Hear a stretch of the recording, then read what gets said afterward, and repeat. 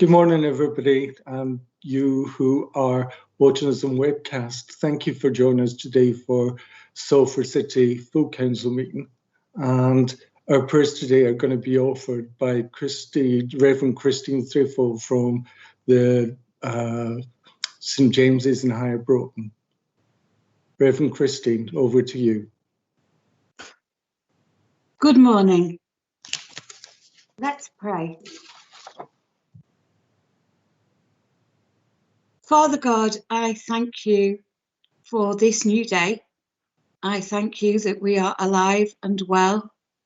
I thank you that we are here to think about the people of Salford, and I thank you for this council and all who serve the people of Salford in it. I particularly thank you for the work of our ceremonial mayor during his extended term of office. I thank you for Charlie and all he has brought to the life of the people of Salford. I thank you and ask your prayer for your protection and blessing on our incoming mayor. And I thank you for everyone who serves the people of Salford through working for or serving the City of Salford Council. I pray for your protection upon us all. I pray for your wisdom, compassion and clarity of thought. And I pray for the families of the people who support us to serve others. At this time of pandemic, at this time of unquiet, this time of fear, I pray for your peace. And I thank you for every person you have made. Amen. Thank you, Reverend Christine. Item number 2, any announcements or matters of urgent business? We haven't been notified that there is any urgent business. So I will pass then to the Senior Democratic Service Officer, Mike Relf, and ask him to read out the names of the people in attendance for the apologies that he's been given. Yeah, as at 9:30, I have the following people present: the City Mayor, Paul Dennett, Councillors Antrobus, August, Barnes, Bentham, Boschel, Brooks, Birch, Kamel, Clark, Cohen, Collinson, Critchley, Dawson, Dickman, Edwards, Fletcher, Karen Garrido, Robin Garrido, Goulden, Hamilton, Hesling, Hines, Humphreys, Jolly, King, Lancaster, Lewis, McCusker, McIntyre, Merry, Nelson, Curran-Ziza, Pevitt, Gina Reynolds, Ryan, Saunders, Turner, Wade, John Walsh, Ward, Warmisham, Weir and Wilson. And I received apologies from Councillors Bellamy, Morris, Mullen and Warner and Wheeler. Thank you. Councillor Saunders, you want to make some amendments to that? Not as such, just to say apologies at the other end of the things. I have to leave at 12 as I'll be conducting a funeral. Thank you. Now, item number 3, declarations of interest. If there are any councillors who have any personal interests or pecuniary interests that they need to declare, please declare it now. No?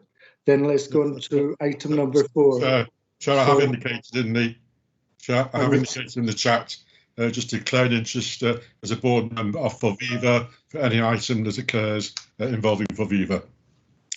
Thank you very much. I do apologise. So, takes us on to the minutes then. We should have all read them.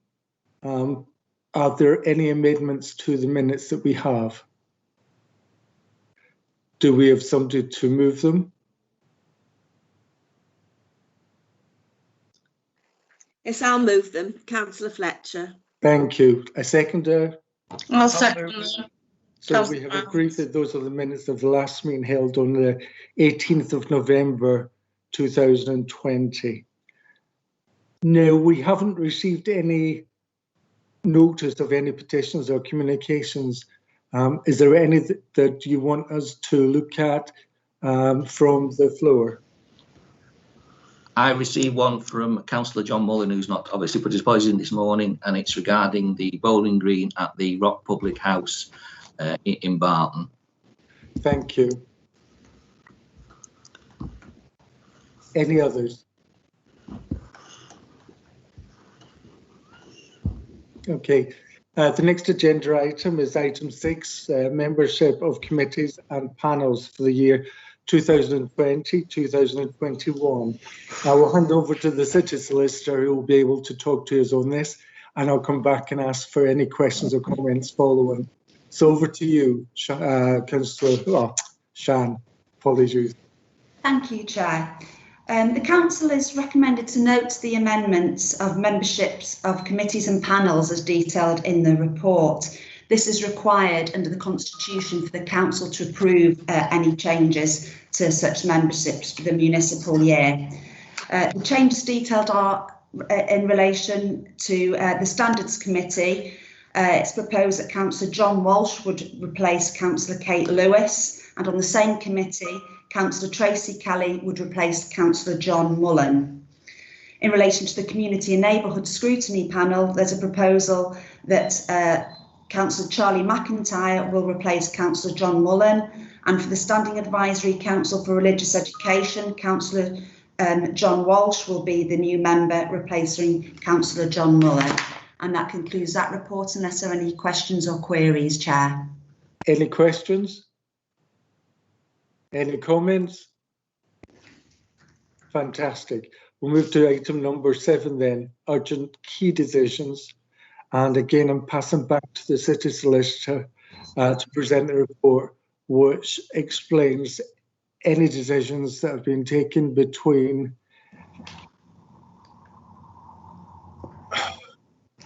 November and January this year, 2021.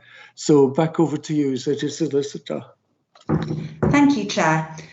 This report is recommending that the Council should note key decisions taken in accordance with our special urgency provisions within the Constitution for the period November 2020 to January 2021 and during our current COVID emergency. It's a requirement in our Constitution to submit a report to full Council, the next suitable one, providing details of any key executive decisions taken during the preceding cycle, which for reasons of urgency it's not been possible to fulfil the normal requirements of publication, and instead these have had to be dealt with under Rule 18 and our special urgency powers. There are 3 in this current period in question. The first one being on the 18th of November 2020, taken by our Deputy City Mayor, Councillor John Merry. This approved a proposed negotiation threshold for a final settlement of litigation brought against the Council. The parties had agreed to undertake mediation with a view to resolving the case to save court time without recourse to hearing and potentially saving costs. This is a normal expectation of the court that parties would enter mediation.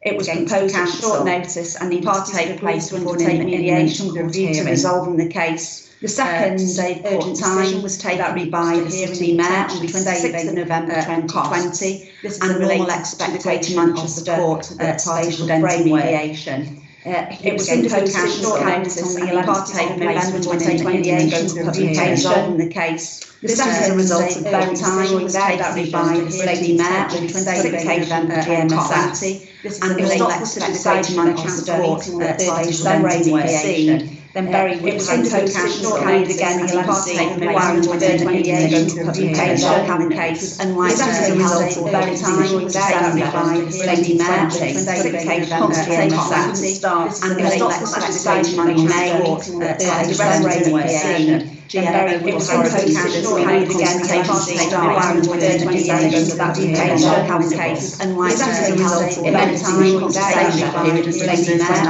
November 2020. And the normal expectation of the court that parties would enter mediation. It was imposed at short notice again the 11th of November 2020 Unlike this is a result of very time was taken by the City Mayor on the 26th of November 2020. was in relation to decisions taken by the network and its relevant assurance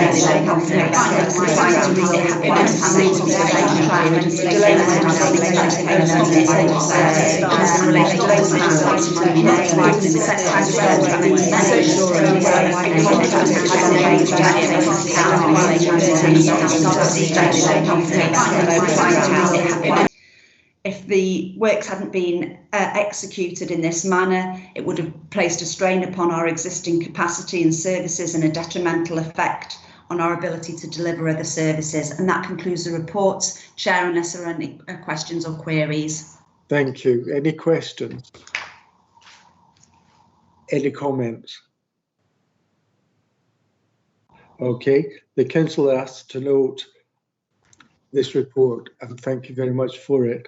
The next agenda item is number 8, Audit and Accounts Committee Annual Report 2019-2021. I will pass to Councillor Robin Garrido as chair of that committee and ask him to present his report, which details the activities of the Audit and Accounts Committee during 2020-2021, after which I'll ask questions or comments. So over to you, Councillor Garrido. Yes, thank you, Chair. I have pleasure in presenting the 11th annual report for the Audit and Accounts Committee. I have to say it's been strange talking about 2019-20 after the year we've all had to, the way this year has demonstrated how well we've been prepared to face COVID. And in this respect, I would like to start by thanking our Head of Audit, Jean Gleave, and our Head of Finance, Joanne Hardman, together with their dedicated teams, for the way they've carried out their responsibilities during this difficult time. I must also thank my fellow committee members, who surprisingly have managed to keep me on the straight and narrow. It is not a political committee, which means we can always get down to the serious business in hand of ensuring that we help to provide good corporate governance and that we have an effective financial reporting process. Our job in part is also to ensure that we have an effective risk management strategy, and if I may say so, this last year has proved we have. We have carried out our duties in respect to internal audit, approving the risk-based audit plan and considering reports from the Head of Internal Audit related to the performance of external providers of audit services and quality assurance. We've also worked closely with our external auditors, supporting their independence and receiving their annual audit letter. We've reviewed the annual statement of accounts, which we were able to sign off within the allotted extended time. The reports that have been scrutinised over the last 12 months include Council's fraud detection activity, reports for internal audit and external audit, and strategic risk register, financial matters including arrears. As this year came to an end, the country was beginning to suffer from the worldwide pandemic COVID-19, with the whole country being locked down, apart from essential key workers. Whilst none of us can look into a crystal ball and say what the effects will be, not just over the coming year, but possibly for years to come, we do know that the country is being plunged into an economic meltdown, not of its own making.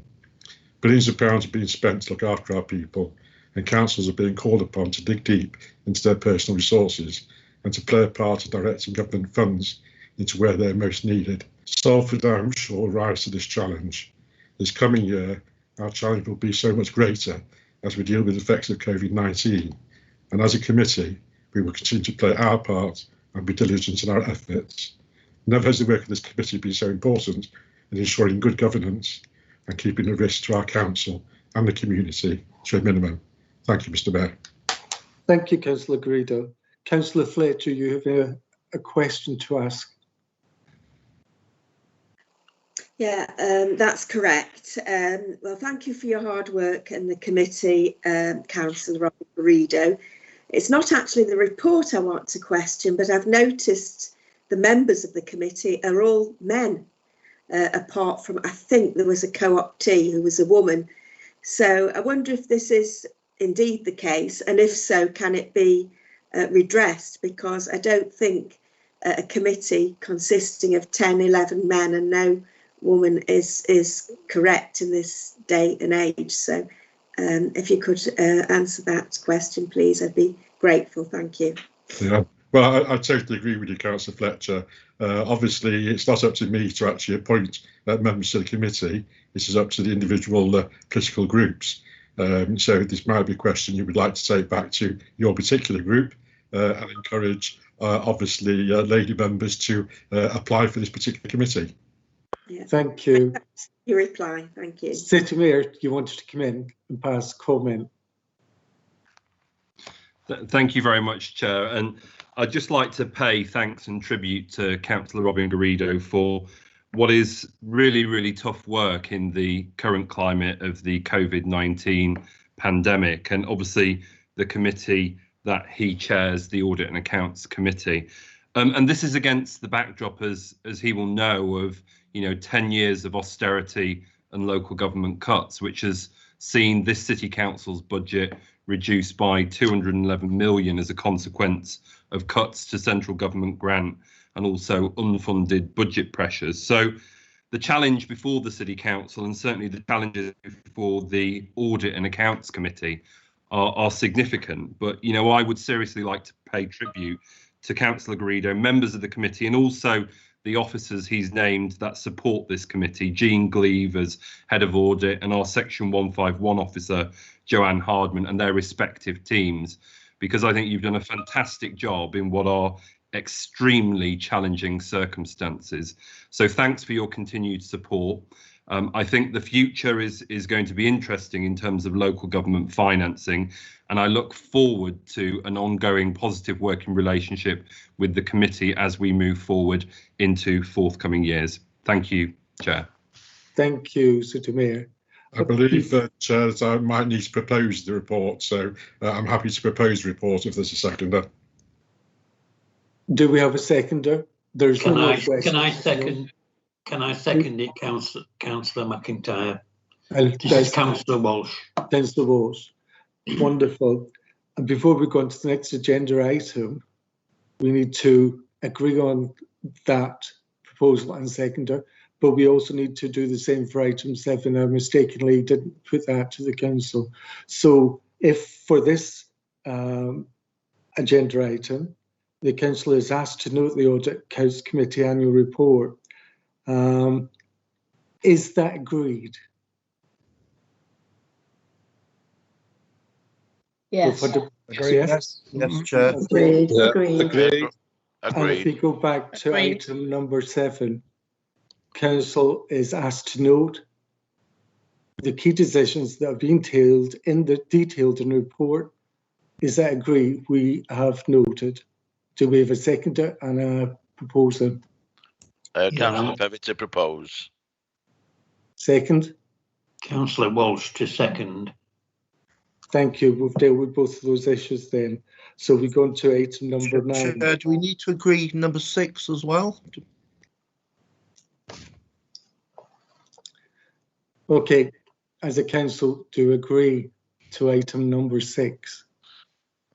Agreed. Agreed. Agreed. Agreed. Aye. Aye. Wonderful. I'm sorry if I'm feeling a bit not quite involved as much as I usually am in the meeting. I'm trying to deal with some pain I'm experiencing.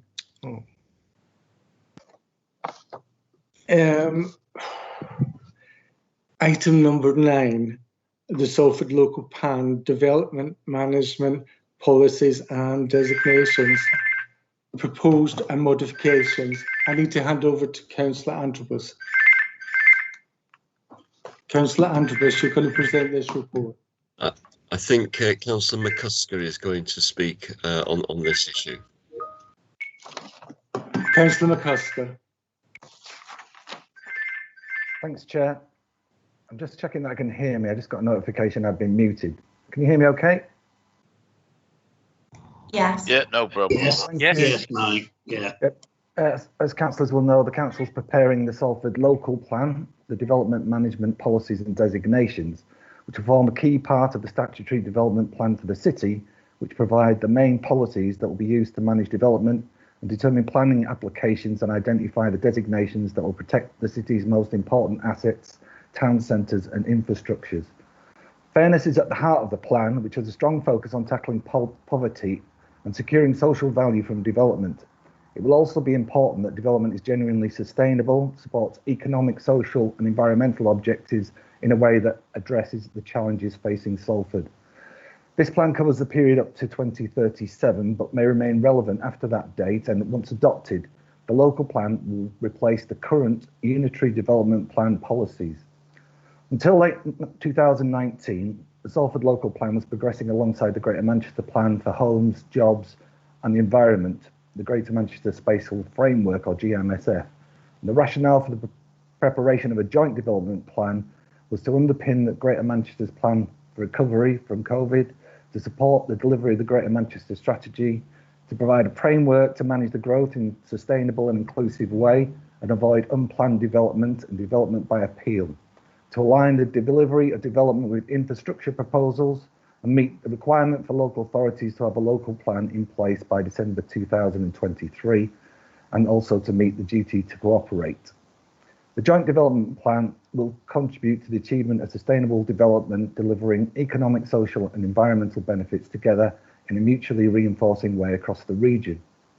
Due to delays in the publishing of the GMSF, which were mainly around the government failure to clarify regulatory framework and the government changing the basis for calculating housing, the council agreed to split the Salford Local Plan into two parts. Part 1 of the local plan will be progressed out with the GMSF to ensure that the development management policies and designations that the local planning panel rely on to make decisions on planning applications were in place as quickly as possible, while Part 2 of the local plan, the spatial strategy, allocations and scale of growth, would remain within the GMSF. This paper before the council proposes to consult again on a limited number of changes to the local plan contained in an addendum that will ensure it is sound before submission to the Secretary of State in June 2021. The addendum comprises the main modifications, minor additional modifications for completeness, and as required by law, it's proposed that a further period of representations will take place specifically on this addendum before the plan and supporting documents are submitted to the Secretary of State for examination. So the addendum will enable Salford to adopt a local plan in the shortest possible time and make sure that the plan is sound to respond to issues that have been raised through consultation, respond to new evidence which has emerged since the plan was published, and respond to changes in planning legislation introduced by the government. The National Planning Policy Framework states that local green spaces should only be designated when consistent with the local planning and sustainable development and complement investment in sufficient homes, jobs and other essential services. As this is taking place under the GMSF, it is therefore proposed that this is deferred into Part 2. Part 1 would not meet the test of soundness unless the green space designation is deferred to Part 2 of the local plan. However, the 10 green spaces would still be provided with significant protection through other designations that are appropriate for Part 1 of the local plan. The Greenway is green infrastructure in its own right, and so therefore is consistent with the National Planning Policy Framework. The contents of the addendum therefore allows the council to meet the legal requirement for submission of a plan for examination that we consider to be sound. The consultation will only relate to the addendum for the additional updated evidence which has been published. And it's therefore recommended that the council notes the publication of the Salford Local Plan, Development Management Policies and Designations Addendum and the supporting background documents, and recommends that Cabinet approves these documents for publication. Secondly, that it delegates the Strategic Director of Place authority to approve any further necessary minor changes to the publication of the Salford Local Plan, Development Management Policies and Designations following a period for representations before the document is submitted to the Secretary of State for independent examination, and subject to the Cabinet approving the publication of the Salford Plan, Development Management Policies and Designations Addendum and supporting background documents for publication, agrees that these documents are submitted to the Secretary of State for examination, along with and as an addendum to the publication of the Salford Local Plan, which was approved in January 2020, following the period for representations between the 5th of February 2021 and the 19th of March 2021. Thanks, Chair. Thanks, Councillor McCusker. Any questions?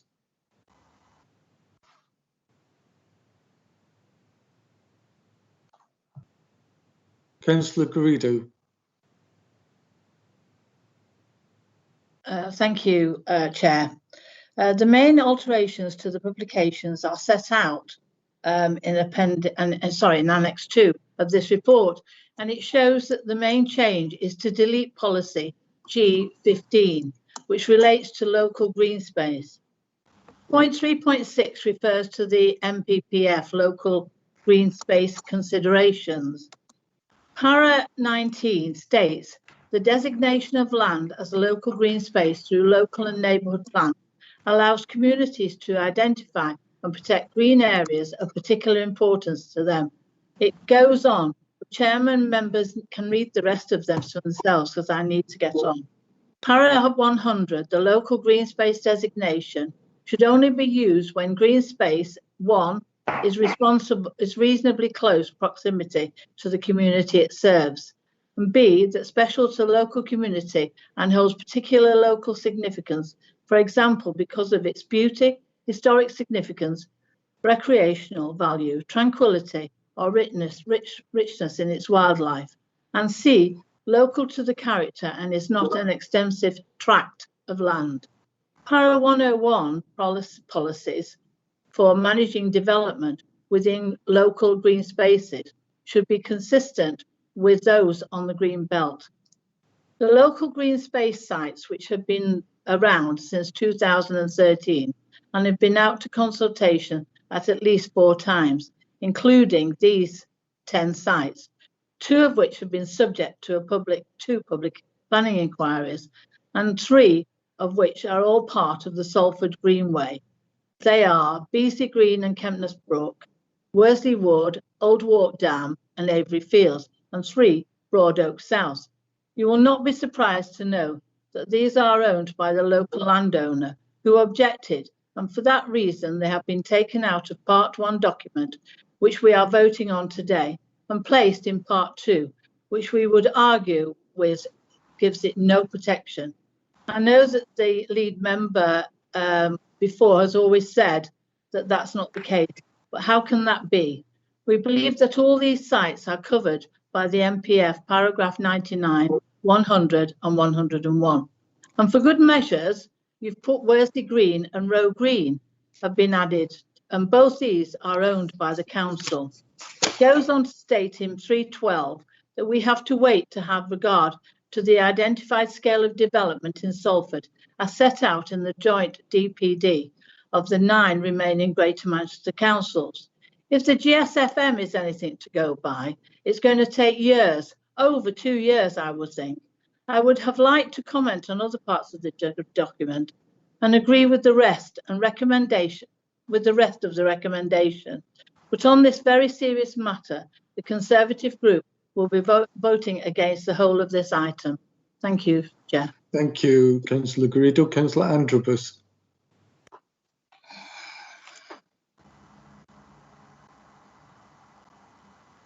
Thank you, Ceremonial Mayor. I find myself agreeing entirely with Councillor Mrs. Garrido about the NPPF, because when I read the NPPF, I believed exactly the same as Councillor Mrs. Garrido, and that is one of the reasons why I pressured officers, and I take responsibility for that. It was my decision to include this policy within Part 1 of the local plan, because it seemed to me that these areas would gain additional protection other than that already implied by the Greenway policy. during the consultation, we have had representations from developers who have indicated that they do not believe that that is the case. And this is due to some wording within the NPPF which suggests that you can only allocate local green space if you've already taken into account the other demands for allocations suggested by the evidence for the need for housing, for the need for business and so forth. And so we find ourselves in the rather ludicrous situation that we've taken the Secretary of State for Communities and Local Government we've believed the rhetoric that somehow the local green space allocation was something in the gift of local communities, and it was something that would give additional protection. And it turns out that that was wrong, that you can only allocate local green space once you've considered the requirements of developers for land use. And that's not the way it was sold, but that is the situation as we read it now, and it is the situation on which we have received very clear legal advice from the country's top planning minister, Mr. Christopher Katowski. And I think that Councillor Mrs. Garrido has praised the work of Chris Katowski in the quality of advice that he's given to the City Council. And we do not want to be in a position where we go to a public inquiry and the protection that is offered to these sites is struck out because of this legal deficiency. But what we are confident about is that the Greenway policy, if that is retained, where it gives adequate protection, and it gives adequate protection, we know, because it's been challenged in the courts and it has been shown to be robust. The irony, of course, is that a local policy, the Greenway policy, developed by the Labour Party, developed by local Labour councillors, turns out to be stronger and give more protection to the sites that Councillor Mrs. Garrido mentioned than the shoddy alternative that was sold to us or missold to us by the Conservative government. And for those reasons, I think that members should support a policy that actually protects the Greenway than one which is being offered by the Conservatives, which depends on the whims of developers. Thank you, Councillor Andrews. Councillor Robin Garrido. Yes, thank you, Chair. I mean, first of all, can I just say that Councillor McCuskey and Councillor Ansmer seeks to blame the government for splitting this local plan into two parts, but in fact, I believe the delay rests entirely with Salford. I believe that we are able to take into account the requirements of the NPPF. Last week, we received our council papers with a copy of the local plan. 2 days later, we were invited to a presentation which included legal advice, and on Friday, we received yet more papers in the form of an addendum containing a large amount of technical information, and we're then expected to accept all this and vote. Now, I will be the first to admit, as a layperson not qualified in these technical matters, I found it difficult to digest all the information we have received in the last few days within the time available. But what I'm sure of is that if we vote for recommendations today, we will be jeopardising all those green spaces which are not being included in Part 1 and which Councillor Karen Greeder has just referred to. When you read the legal advice, and I have a lot of confidence in Mr. Kukowski, it says they would not be left completely unprotected. This, to my mind, says that there is a risk because they would be partly unprotected. In fact, particularly if you cannot say that these green spaces are recreational, they will probably be totally unprotected. The legal advice can only deal with a position we have now placed ourselves in, which can only be described as lacking. This local plan has been in the making for many years. 2017 has been mentioned, but in fact it goes back much further than this, and we've therefore had more than enough time to gather up and calculate all the information required about housing need over the next few years, the assessment of growth and the types of development which are required under the NPPF. So why has this information not been used? Chair, in Worsley we have fought 2 public inquiries in recent years in connection with Broadoak, and on the first occasion the High Court ruled that we would have to go through the whole process a second time. Why? Because we had not used accurate housing supply figures. But the point, Chair, is we fought a second public inquiry which our officers supplied the missing housing need figures. We wondered the High Court was the bill back this up. So again, I ask, why can't we use the figures we have already calculated? So what about the ill-fated GMSF? I'm just going to remind you that, at least in part, some of the information we're told is not available was in fact referred to in the GMSF. And I quote, paragraph 310 says, applying the current government methodology for calculating local housing need, Salford's housing requirement according to Greater Manchester over the period 2020 to 37 is 28,560 dwellings, an annual average of 1,680, which is nearly 6,000 higher than Salford's own local housing need figure of 22,848, an annual average of 1,344. Salford has therefore done its own calculation, so why it is not being used? Paragraph 312 says, and I quote, Salford's local plan sets out more detailed requirements relating to the provision of affordable housing as part of new developments, but I find it difficult to see where.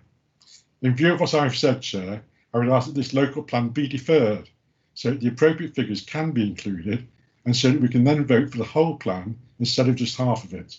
But if it is not deferred, Chair, then the opposition will have no alternative but to vote against it. Thank you. Thank you, Councillor Garrido. I believe City Solicitor, you want to come in and pass comment on what Councillor Garrido has spoken about. Yes, it's just a point of clarification. Thank you, Chair. I just wanted to clarify that the viability addendum was published on our website on Wednesday, so members would have had access to it from Wednesday. I just wanted to clarify that point, please. Thank you. Thank you. Councillor Mary, you want to come in? Did.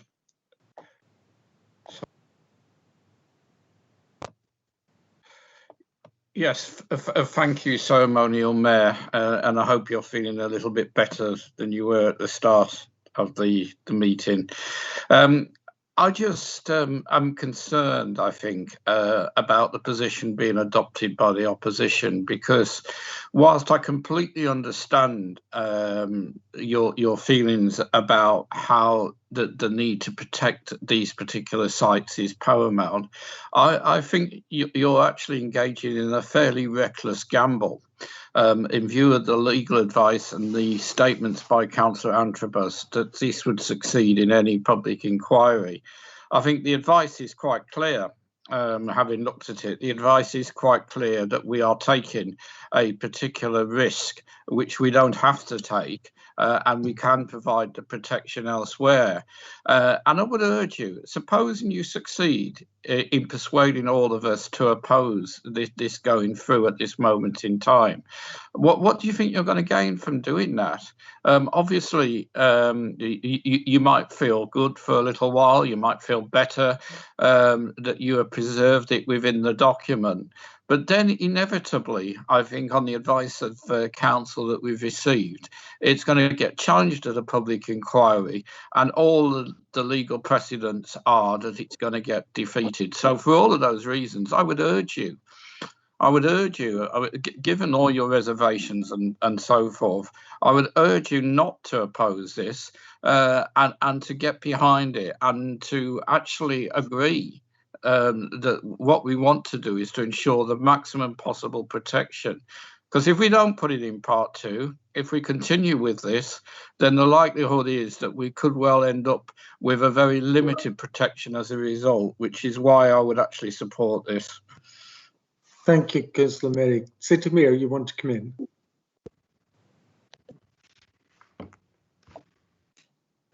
Thank you very much, Chair. Yeah, I did want to come in because I wanted to, in a sense, echo the comments made by Councillor Merry obviously we've been consulting on part 1 of the City Council's local plan, and through that consultation process, as has been highlighted by Councillor Antrobus, representations have been made by, you know, a number of stakeholders and interested parties in the affairs of the city of Salford. Obviously, each one of those representations has its own perspective on things and arguably its own agenda. And we all know in this council chamber how complex matters of planning can be. But I have to say, you know, we are where we are today because of the ambiguousness and the lack of clarity in the National Planning Policy Framework, which is clearly open to interpretation.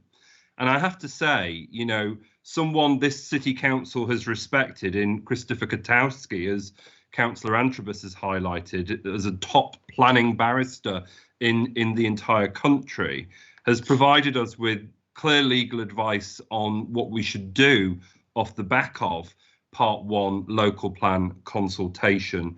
And what's being proposed, it seems to me, by the opposition today is to almost disregard that legal advice and plough ahead anyway by keeping these provisions in Part 1 of the local plan.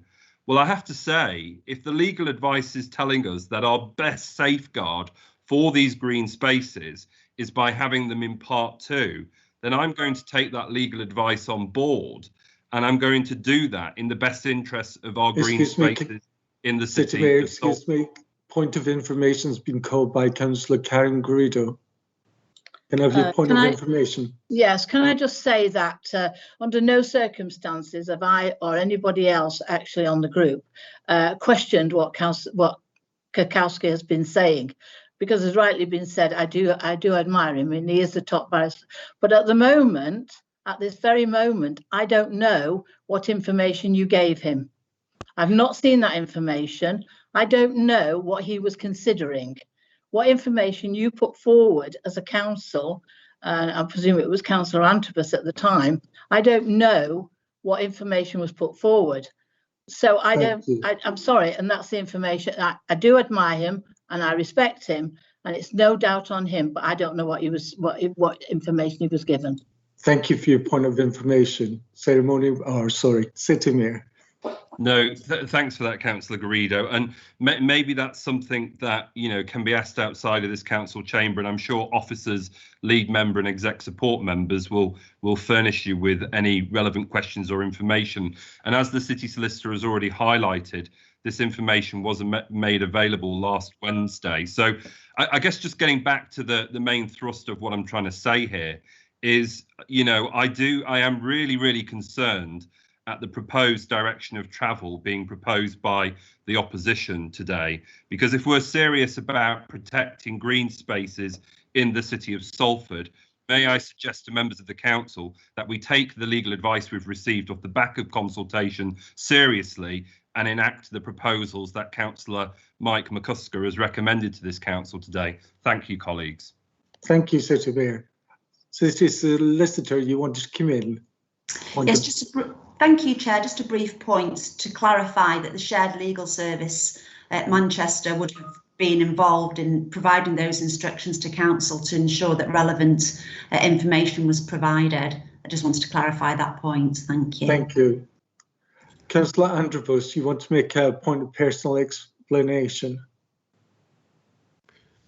Just to clarify that the legal advice was unequivocal, and the council's barrister had access to all the information that he required to make that advice. So if he wanted more information, it was available to him. So there is no deficiency in the particular advice.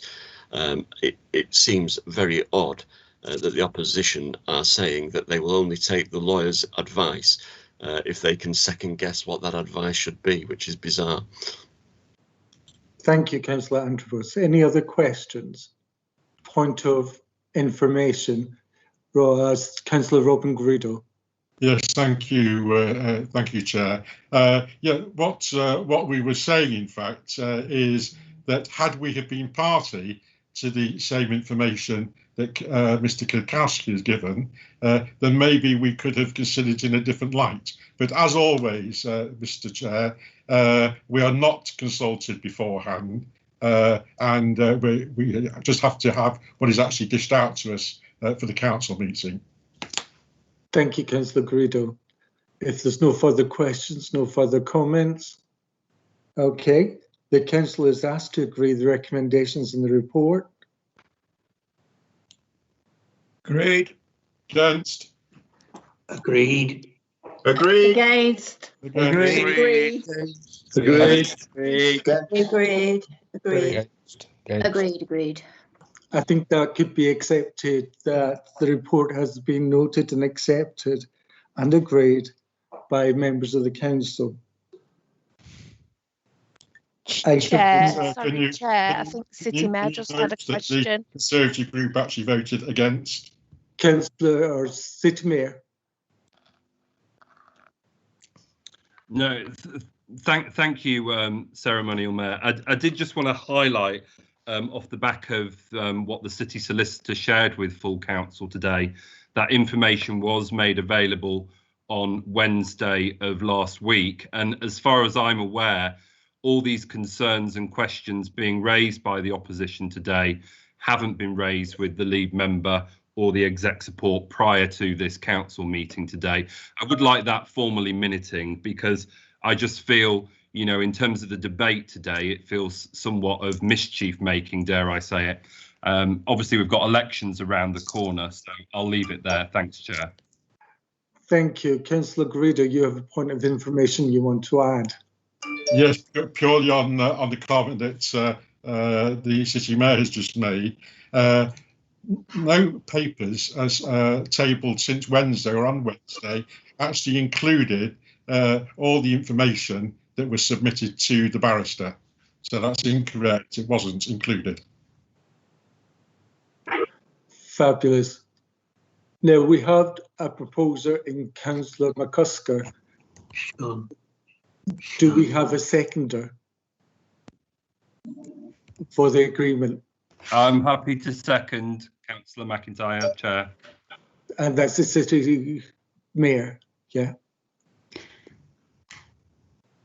Councillor, Chair, please may I just make another brief comment? I think Councillor Garrido referred to the fact that the QC, the barrister didn't have the viability addendum, was it? Could I just clarify that point? Thank you. Councillor Garrido, do you want to answer? I'm saying we were not a party to all the information submitted to the QC. Right, okay, thank you. So, moving on again, we have a proposer, we have a seconder. All those in favour? Agreed. Agreed. Yeah. Agreed. Agreed. Agreed. Against. Agreed. Agreed. Again, I think that's unanimous. Agreed. It has been agreed, that has been noted. Agreed. Stop shouting at me. Item number 10, notice of motion.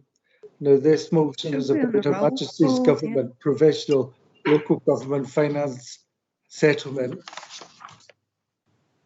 and pre-set for the years 2020-2021. City Mayor, I believe you're going to present on this. Thank you very much, Chair, and thanks to colleagues for obviously ensuring this is tabled on the agenda today. I know it's been discussed at the agenda setting committee for full council. Colleagues will be aware that the provisional local government finance settlement for 2021-22 has recently undergone a 4-week consultation between the 17th of December and the 16th of January 2021.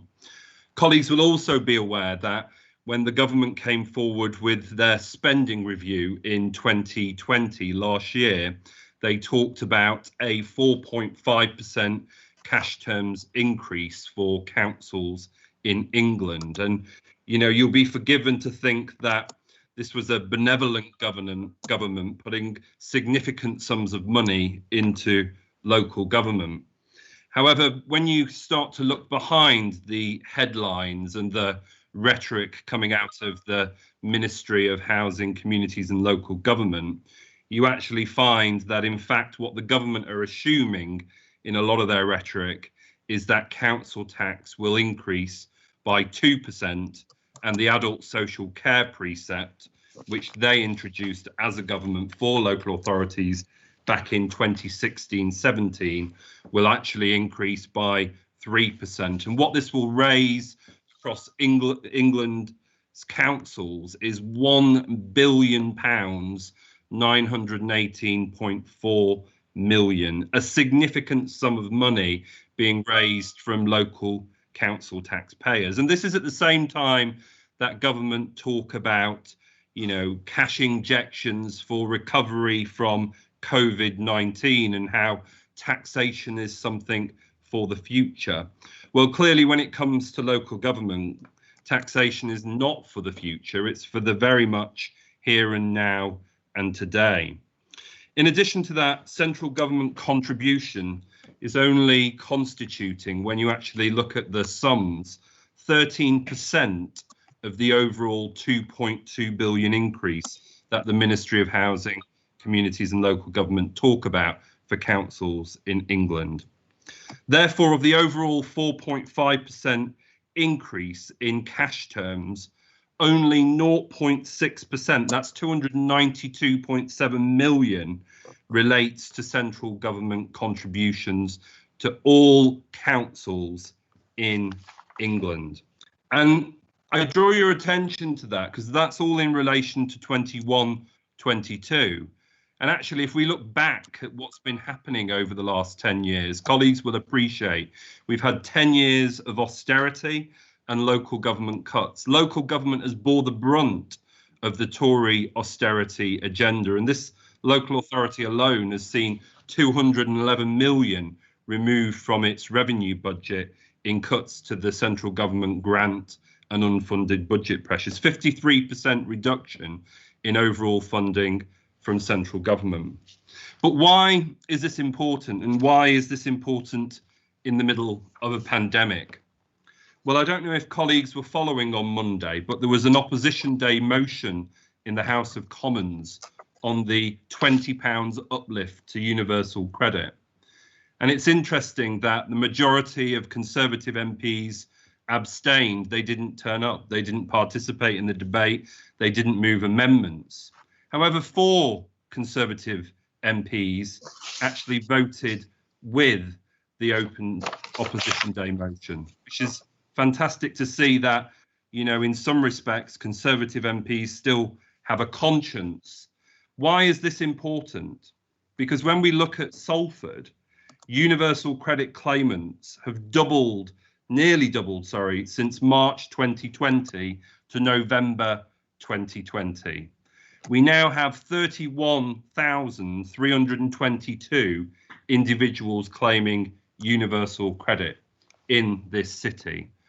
The COVID pandemic has had profound implications for our city. When we look at Salford Assist, where this city council is supporting people in our city, so far between March and January of this year, we've handed out 1,986 shopping vouchers, 1,952 PayPoint vouchers, that's for gas and electricity and bills. We've also handed out support to circa 2,000 residents for furniture and white goods. And we've also made significant referrals to organisations like the Citizens Advice, our own Welfare Rights and Debt Advice Service and Salford Foundation. And we know that the drivers for a lot of this are individuals being furloughed, people being made redundant and awaiting universal credit payments, money management challenges with working from home and having children at home, and also self-isolation and shielding, all creating additional pressures for our residents in the city. And in addition to that, over the last 12 months, we've seen 2,300 residents eligible for council tax reduction. These are people who don't have enough to make ends meet in our city, who desperately need help and support to do that, to make ends meet. So that is why this motion today is really, really important, because this motion speaks to protecting the most vulnerable and the least well off in our city. Council will also recognise that the underlying assumptions in the core spending calculations of the government are to increase council tax and precepts and passport those costs onto local council taxpayers. And also government, as you'll know, has failed to publish details of care system reforms. There's no national funding solution coming forward, again forcing us to increase the adult social care precept. In addition to this, government has also delayed the fair funding review for local government. And we all know in this chamber that council tax and precept increases are regressive forms of tax, which impact the poorest and the lowest paid in our communities in this city.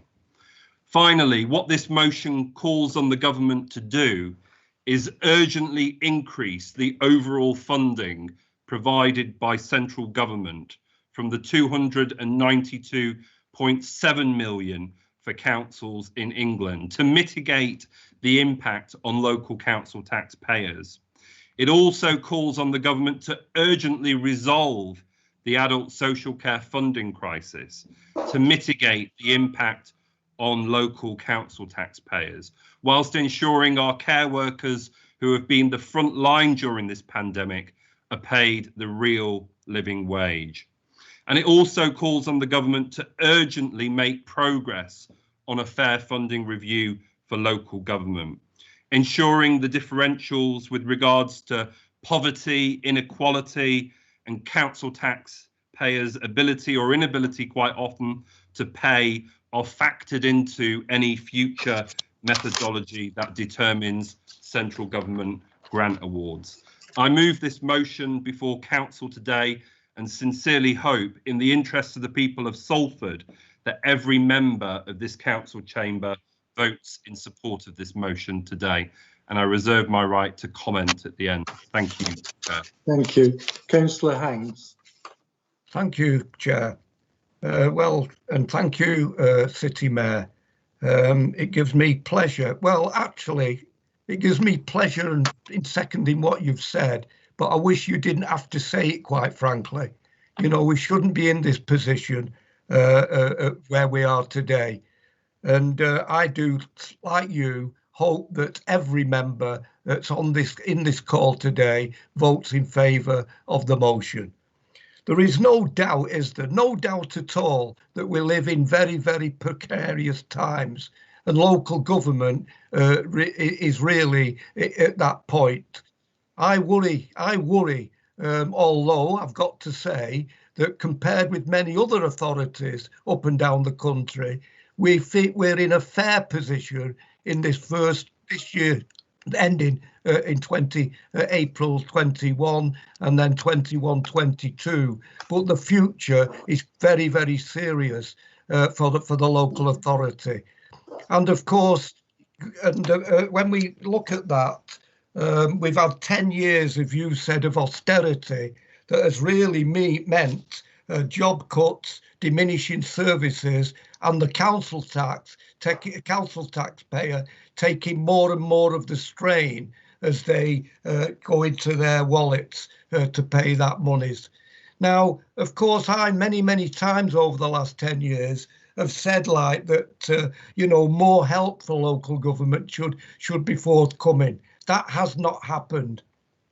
And really, you know, as everybody has listened to me and others in the council chamber when we were in there, that was the case, you know, and really it was political more than economic at that time, quite clearly. And of course, now we see now that there is a money tree, isn't there, in that sense, but a money tree that really is taking us nowhere.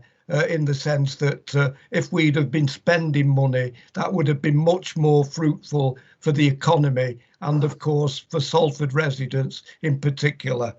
So really, the government needs to come up to the plate to help the local government and local Salford in particular. So, you know, the Mayor's ask is more than reasonable. The direct support that he wants for council tax is crucial going forward to help this authority not fall over. He's adequately explained that's the case.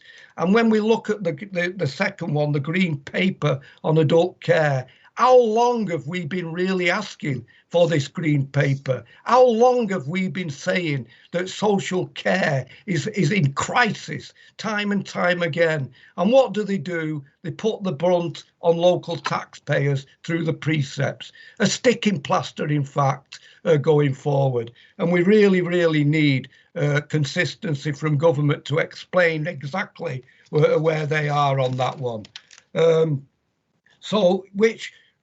You know, again, as I say, we've been waiting far, far too long for that. And fair funding, my God, fair funding. Can we really say that over the last 10 years, or even now, that we're having a fair funding position? You know, I'll remind people, we are the 18th most deprived city authority in the country. And how many times have we been banging on the door of government, explaining to government that that's the case? And really, government will now, of course, argue that core funding has risen and they expect local authorities to pay the brunt of that. 87%, of course, of the increase. 4 minutes, is Councillor local. Hines. Sorry? 4 minutes. Yes, I'll finish on that now in a minute, Mike. Local government has bore the brunt on that one. We owe it to our residents. We owe it to our amazing workforce to ask, in fact, demand that the government does more and come up to the plate and finances Salford local authority to the extent that we can all be content. Thank you, Chair. Thank you, Councillor Hines. I have 5 people waiting to come in with some questions on this motion. So we'll start with Councillor Gina Reynolds. Thanks, Chair. Yeah, it's more comments really. I mean, I hope everybody in this chamber would agree that in Salford we're about creating a better and fairer Salford for all. You know, does this government believe that a local finance settlement where around 80% of this increase comes from a 2 billion council tax bombshell is fair? A bombshell which hits residents hardest, but especially impacts the poorest and lowest paid in this country. Here in Salford, we've already got 30% of our population living in an area classed as deprived, 38.2% of our children living in poverty after house costs are taken into account. And we know that the pandemic has taken its toll on every aspect of our lives. We know that 56% of people now in Salford are worried about their finances. 25% of us tell us that somebody in their house has been made redundant or has lost their job due to the pandemic. And 16%, sadly, are using food banks. The pandemic has highlighted and exacerbated health inequalities. In Salford, you know, already the healthy life expectancy is 5.5 years below the national average, and 21% of people in our city are already living with a limiting lifelong illness. You know, the public now regards social care every bit as important to the national well-being as the NHS, so I'd like to comment on the social care aspect. At the moment, as Councillor Hines has said, you know, we have a social care crisis. You know, we're being expected to increase council tax to fund social care. You know, 3% in this announcement, labelled as a social care precept, but it's little more than a sticking plaster, as Councillor Hines has said, over a gaping funding wound. It favours the more affluent areas who can raise a greater amount of money over poorer areas. And poor areas found that care packages are growing for those with multiple and complex needs. Clearly, it's not fit for purpose. As I've said, in social care, we've got increasing financial pressures, increasing demand, and increasing complexity of need, and more expectations of statutory services. you know, and that was evident before the pandemic. It was evident we had a crisis, and we still have a crisis. The concerns around fragility of the market, you know, Care England estimates 4 billion need to stabilise the market. ADAS have said that almost half of councils in the UK have seen the closure of care provision in the past year. So, you know, clearly we've got a system that isn't working and isn't sustainable. I think Councillor Hines and the City Mayor have mentioned the Green Paper, a paper which this government had been talking about for 3 years, delayed by five times prior to the pandemic. You know, they've made noises around new funding mechanisms, but there have been no policy changes, and we're still waiting for a long-term solution. Under a Labour government, we would have created a national care service delivering free personal care at the point of need, publicly provided and accountable. Instead, we have a system where private care providers are driven by profit, which they extract from publicly funded social care contracts to undermine pay and conditions of their care workforce. And in the last 20 years, the social care sector has been steadily fragmented and privatised as local authority budgets have been slashed. You know, once again, the public will be paying the price for this government's failings and for not providing a long-term solution to the adult social care crisis. 4 minutes, Councillor Reynolds. OK, it's time to show this government that we can't sit back and allow the people of this city to suffer, and I wholeheartedly support this motion. Thank you, Chair.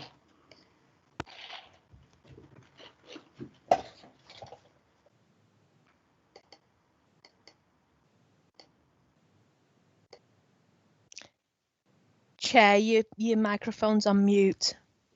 Councillor Camille.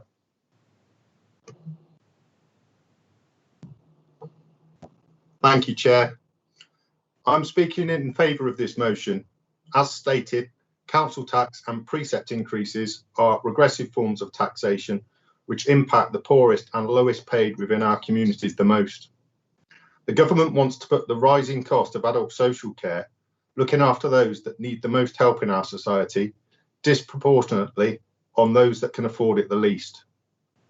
Maybe those that can afford the extra charge will be happy to pay it if they knew that their extra money was going directly to those who provide the care to some of our most vulnerable citizens, i.e. a pay rise for our care workers. However, the way the system is at the moment, this cannot be guaranteed. In fact, I would go as far to say, with some of the care providers we have operating in Salford, this will almost certainly not be the case. Back in the summer, Salford Council and CCG committed to uplift the pay of all care workers working in Salford to at least £9 per hour from the 1st of October 2020.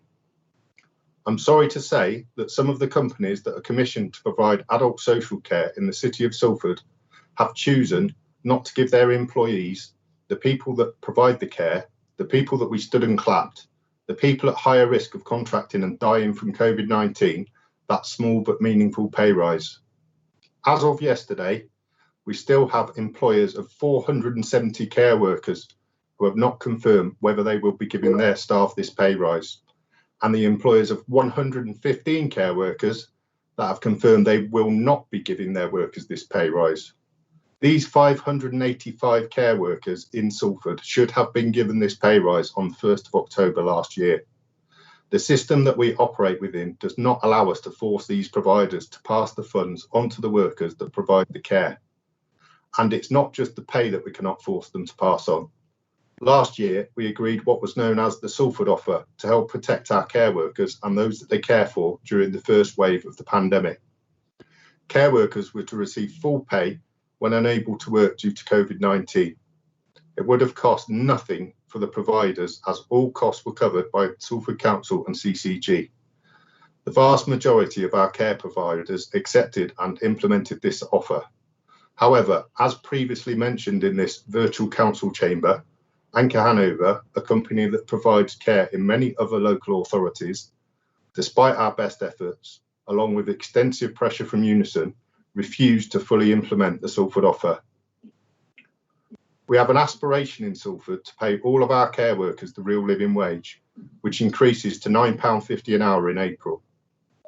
We need urgent reform of the care system so that national government funding provides the finance for local authorities without the need for precepts on council tax, but also give us the authority to ensure the care workers have the pay and conditions they deserve. I was delighted to see that Morrison's supermarket have just announced a pay rise to a minimum of £10 an hour for all of their staff.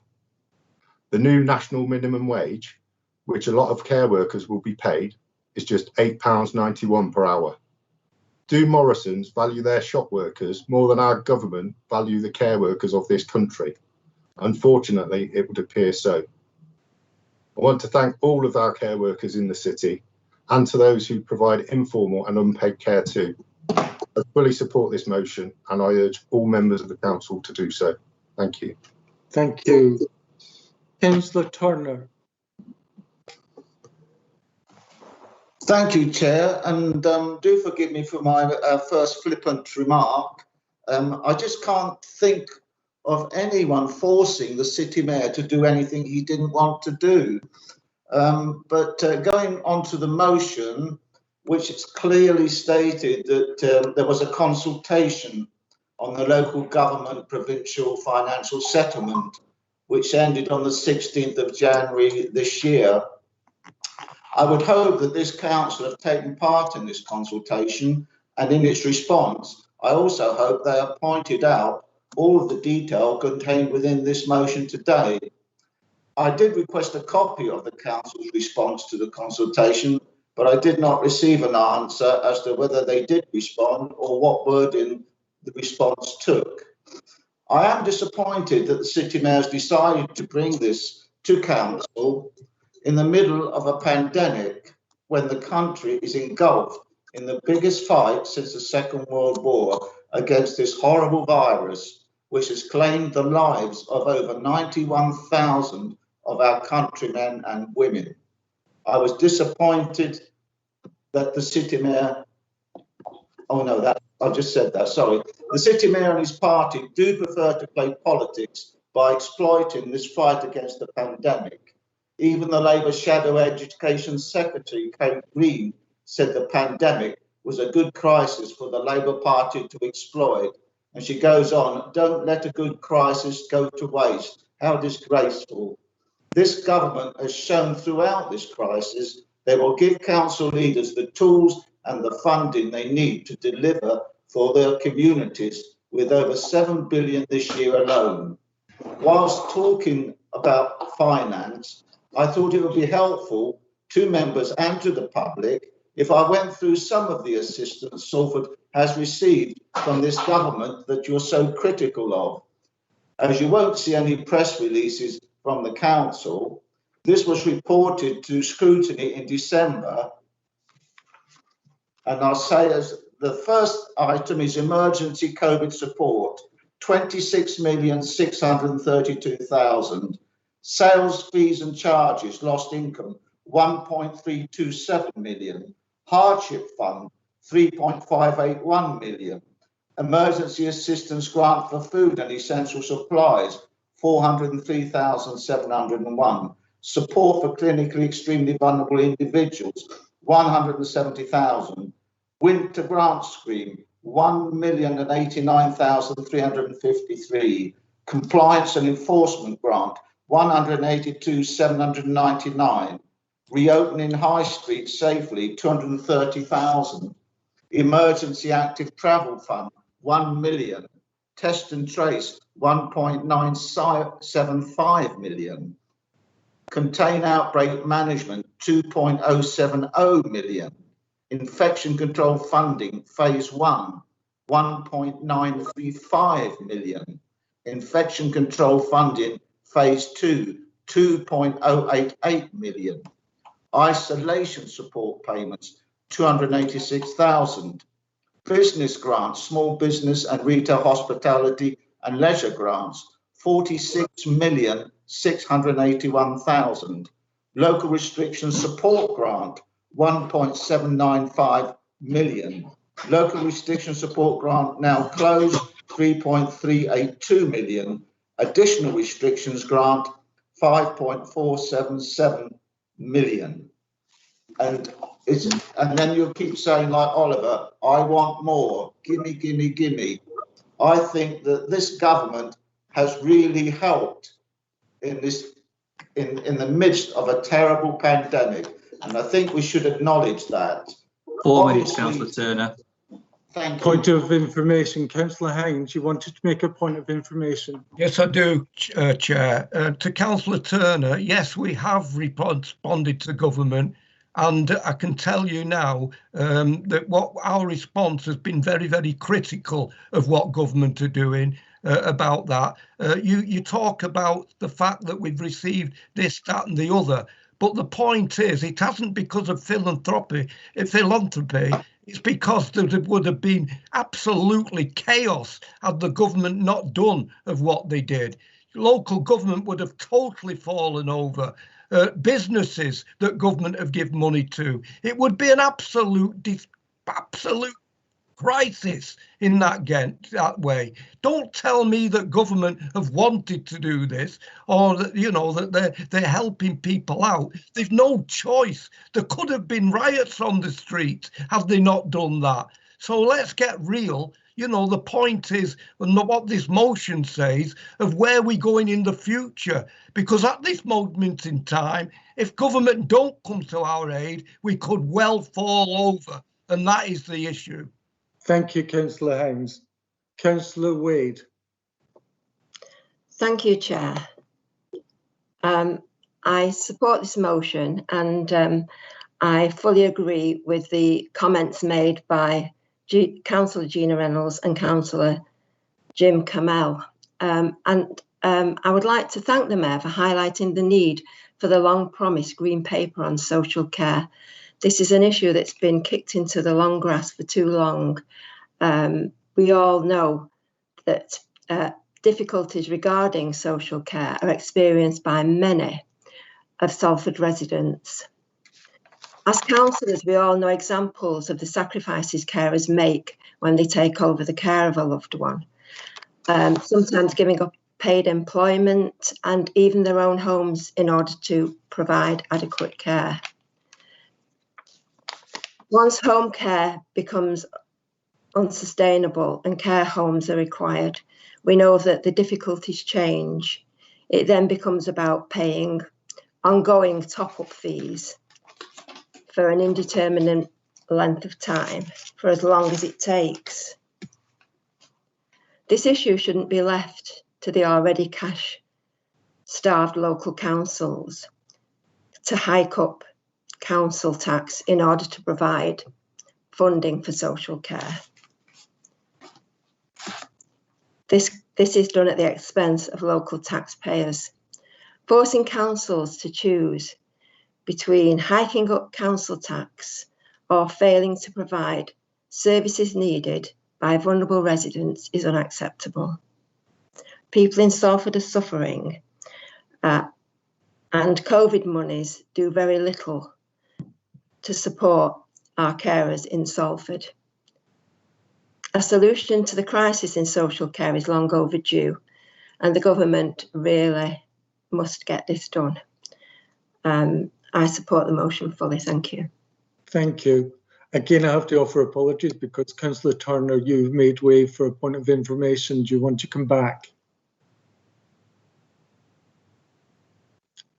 Thank you, Chair. I don't know about a point of information. It sounded like another speech from Councillor Hines. Of course, he doesn't like to hear all this money that's coming in because he just doesn't like to hear that. But this government has done its best in a very difficult situation.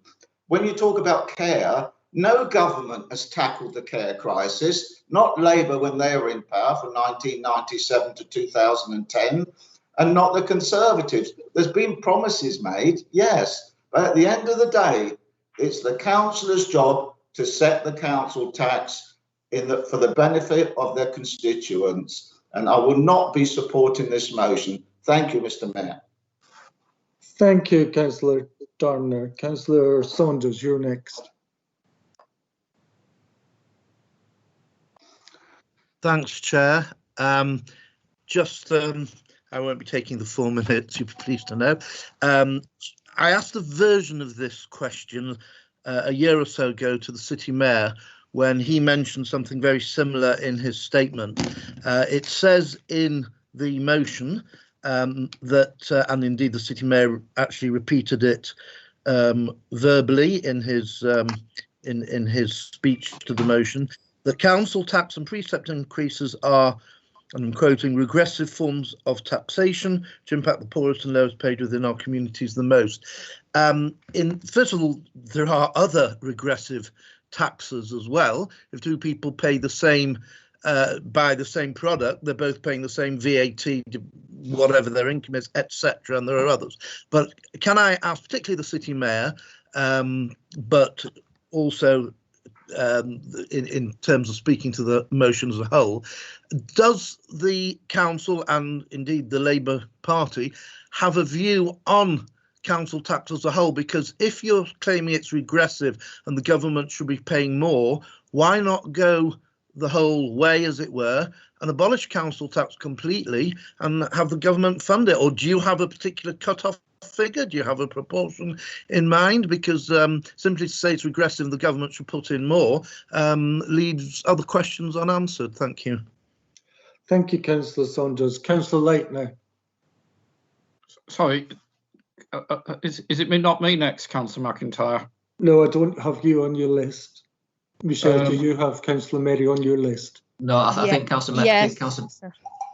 Sorry, Michelle. yes, it's Councillor Murray before Councillor Councillor Mary. Leitner, please, Chair. Thank you. Okay, it's nice to know there's no favouritism anyway, Mr. Mayor. So, right. I'm glad you actually called me before Councillor Leitner, because I want to ask Councillor Leitner a question which he can respond to. Does he support the withdrawal of the £20 from people who are on universal credit, particularly people with large families? I'm making my position clear. I'm supporting the large families in my ward. I would hope that Councillor Leitner would be supporting those with large families in his ward and their right to claim additional universal credit. So I look forward to hearing from him in respect of that particular point. I think the second point I wanted to make is that all the things that Councillor Turner read out doesn't actually affect the issues of the people at the bottom of the scale, which I have, for example, discovered that Bolton Council actually want to charge more council tax to the people who are currently on council tax benefit as a result of shifting the burden from those at the top of the scale to those at the bottom. And it's a very clear message from a Tory-controlled council that it's those people at the top they want to support rather than those people at the bottom. As far as I'm concerned, the 3% we're getting imposed upon us to pay for adult social care is obviously, this money is necessary, but it's a tax imposed by the Chancellor on people because they've taken the view that it'd be better to get it collected through council tax rather than collect it, for example, through income tax or things that would affect the wealthy. So from that point of view, it's a very clear strategy by the Conservative Party. Shift the burden away from the rich towards people at the bottom of the scale, towards the ordinary people of Salford, paying a bigger share of the actual cost of providing these services. And you should be ashamed of yourselves, quite honestly. You say we're in the height of a pandemic. We are in the height of a pandemic. In the height of a pandemic, you want to shift the burden to the ordinary taxpayers of Salford, and that is what they're attempting to do. Thank you. Councillor Robin Garrido, you have a point of information. I think Councillor Murray has made a disgusting accusation there about the Conservatives not caring. The Conservative government, as Councillor Turner has said, has given £3 trillion to this country. That's why we care. Thank you, Councillor Garrido. Can I get straight on to Councillor Leitner, please? Sorry, can I just reply briefly to that? Councillor Robin Garrido, I'm not saying that you personally don't care. I'm saying that the government corporately doesn't appear to care in the attitude it's taking. Otherwise, you could have said you're keeping the £20 payment for people on the bottom of the scale who are claiming universal credit. You could have said that and you refused to do so. Thank you, Councillor Mary. Councillor Leitner, it's now eventually your turn. Thank you, Chair. I'm not sure you'll be happy with questions being thrown across the chamber between members, but Councillor Merry, the Conservative group will be more than happy to take control of the council if you wish, and we'll be glad to take any questions and answer those. We're living in extremely difficult times. Businesses are struggling to stay afloat. Many residents across the city who a year ago had solid jobs are now sadly jobless or teetering on unemployment. I find it extremely extraordinary that this council wishes to raise the council tax now when our residents who we represent need our support the most. The statement of accounts show that the City Council has in the region of £120 million in reserves. Salford residents are under enough financial pressure during these times, and we shouldn't be putting them under any more. Instead of raising the council tax, we should be using the council's reserves. Now, I understand that these reserves are earmarked for emergencies, but I'm sure the City Mayor will agree that these unprecedented times are in fact an emergency. Thank you. Thank you, Councillor. Now, Councillor Bailey. Thank you, Ceremonial Mayor. Just a couple of points. I don't know about other colleagues and friends of mine, but every council meeting, every single council meeting since this pandemic has begun, we log on to Teams, and this meeting to hear the Conservatives apoplectic with rage because we have the temerity to question the government. How dare you question this government, they say.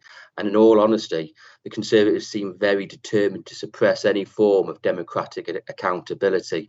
And I must say it's a very dangerous road to go down. And let us talk about why the government is spending so much money. They act as if the last 10 years never happened.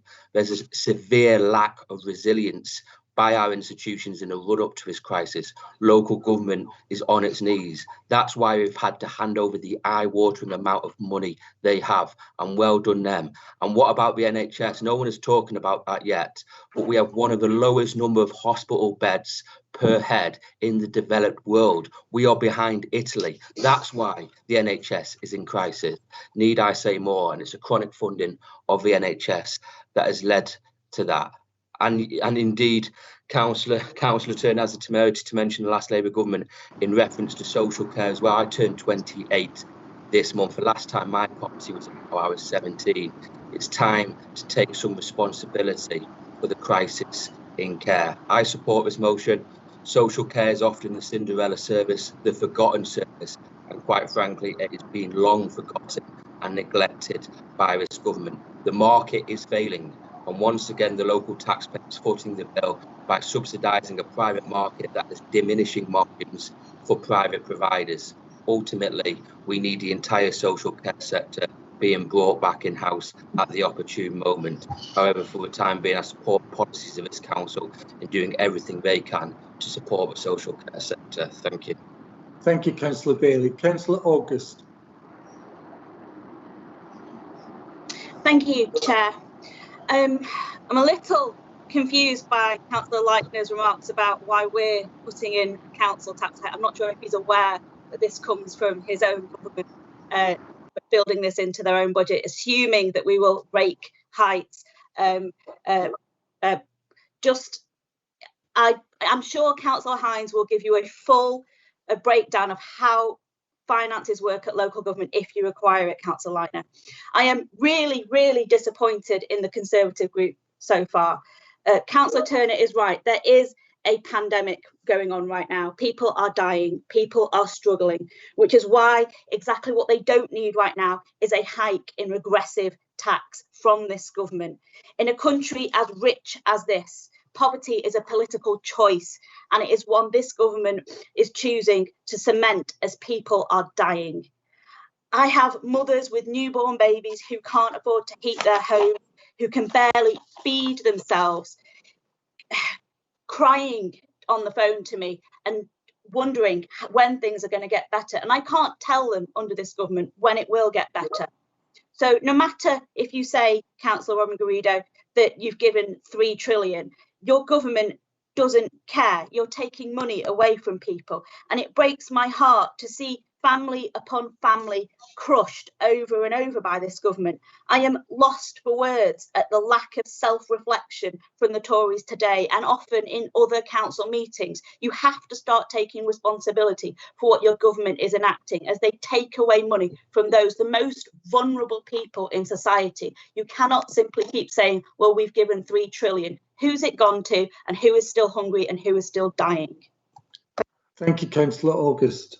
Councillor Edwards, and this is the last question or comment. Councillor Edwards. You're on mute. Thank you. Thank you, Chair. I share the sentiments of my colleagues, Councillors August and Bailey. I'm flabbergasted. I've used that word so many times in response to the comments that the opposition give. Flabbergasted yet again at the comments. I'm mortified to hear massive figures as if to blind the population that Salford's been flooded with millions and millions and millions of funding. Why has nobody mentioned how much exactly Salford's got? Why has nobody measured that up with the 211 million that's been taken from this council since 2010? How on earth have I heard somebody in this chamber say social care has been an issue forever? Everybody's not dealt with it. What message are we sending to our residents that are struggling so much in lockdown, having to care for someone, not having the support that they usually get, not being able to go out and get support from friends, and the difficulties that we're facing as people, well, I'm facing as someone that isn't a carer, they're 10 times that. What sort of message are we sending to the people of Salford if we start saying it's been an issue forever? So what, we just don't deal with it then? I completely agree with Councillor August. We need to start taking responsibility. We need to stop floating about these massive figures, because I believe that the opposition truly know that it doesn't even make a dint in the loss that this council's experienced because of this pandemic. And local government, the support that this council gives and the great work that the officers of this council do to support people in Salford is at risk if we don't get proper funding.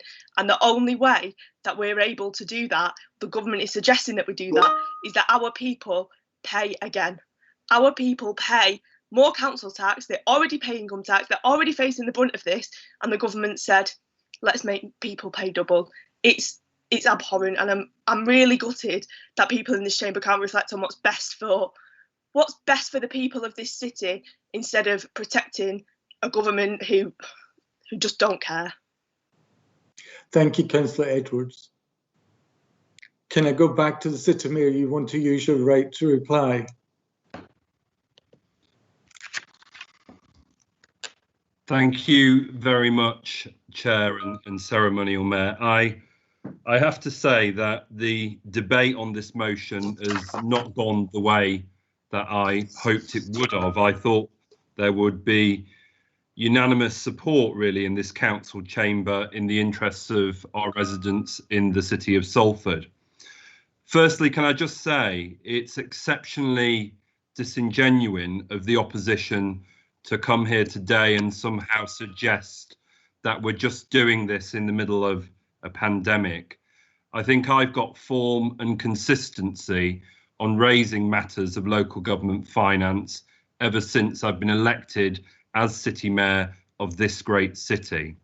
And I have to say to members of this council, I will continue to raise such matters if I believe them to be unfair and regressive and disproportionately impacting the poorest in society. A question was asked about where would I draw the bar on what we do and what we don't do.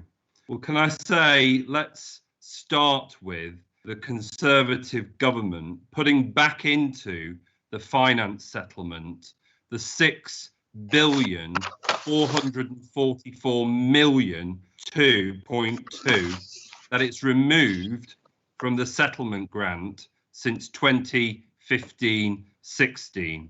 Putting that money back into settlement funding will reduce the need on councils in England to hike the council tax. The question I have is, what has the Tory government and the Treasury done with this £6.4 billion that they've taken out of settlement funding since 2015-16? As Councillor Edwards has highlighted, this motion is before this council today against a backdrop of 10 years of austerity and 10 years of cuts, which has disproportionately impacted poorer local authorities in the country. 211 million has been taken out of our budget in unfunded budget pressures and cuts to central government grant. 53% of core funding has gone. Councillor Turner was absolutely right to signpost the emergency funding that this city council has received as a consequence of the COVID pandemic. But I would remind members of this council that today we're talking about local government financing and the future of this city council's revenue budget, the services we deliver in this city and the jobs we employ as a city council. Dealing with the emergency of the pandemic is slightly different to ensuring sustainability of our finances moving forward. And I'd like to place on record my thanks and appreciation to all the local government workers who've worked tirelessly in administering all the things that central government has required of us, whilst also doing the day job. I also want to draw attention to the comments made around social care. I think, like Councillor Edwards, it's absolutely scandalous that we find ourselves in a position here where we've got a Conservative opposition saying, well, nothing happened under New Labour, therefore don't ask us to do anything since we've been in power for goodness knows how long. I think that's absolutely scandalous. These are the people who are on the front line in this pandemic, and they deserve so much more from this opposition. And then coming to the end in terms of summing up and recommending this motion before council, I would just like to remind you that when the opposition talk about this funding stream and that funding stream, what they're talking about is government deficit and debt. Thanks, Mike. Debt and deficit. A debt and deficit that this country is building up to a colossal amount that future generations will have to pay back. And it's going to be interesting to see what decisions are taken on taxation in the future. But finally, if we're serious about fiscal stimulus, then we wouldn't be hiking council taxes and precepts. We'd be putting money in the pockets of our residents to spend in the local economy, to create that added value, to protect jobs and to share wealth throughout the city.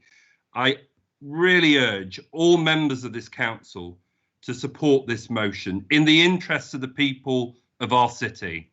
Thank you, colleagues. Thank you, City Mayor.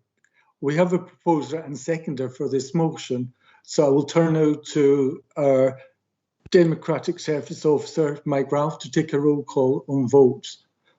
Please indicate when your name's phoned whether you're for or against the motion.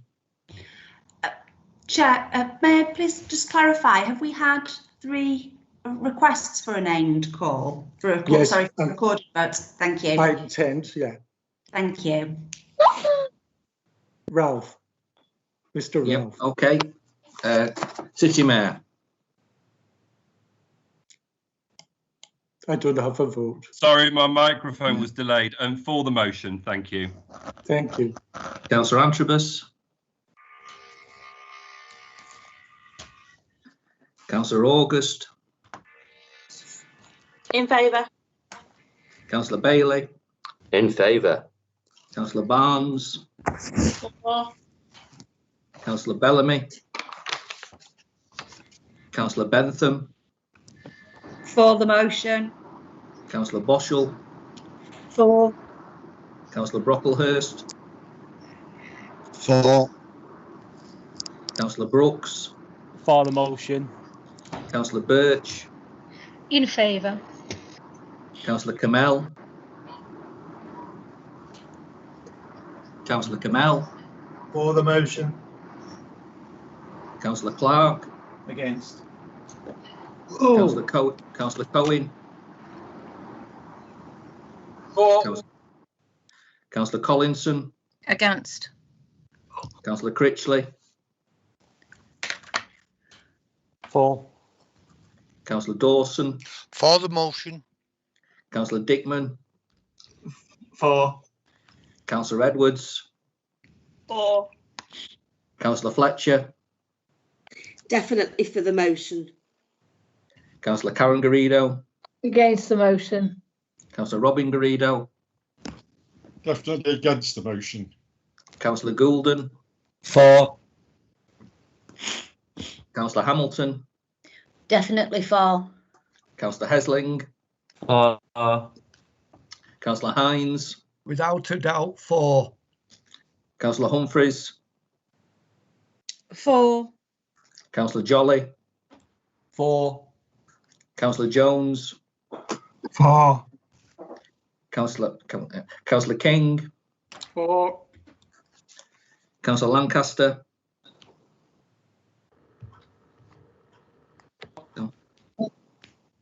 For. Councillor Leitner, Councillor Leitner,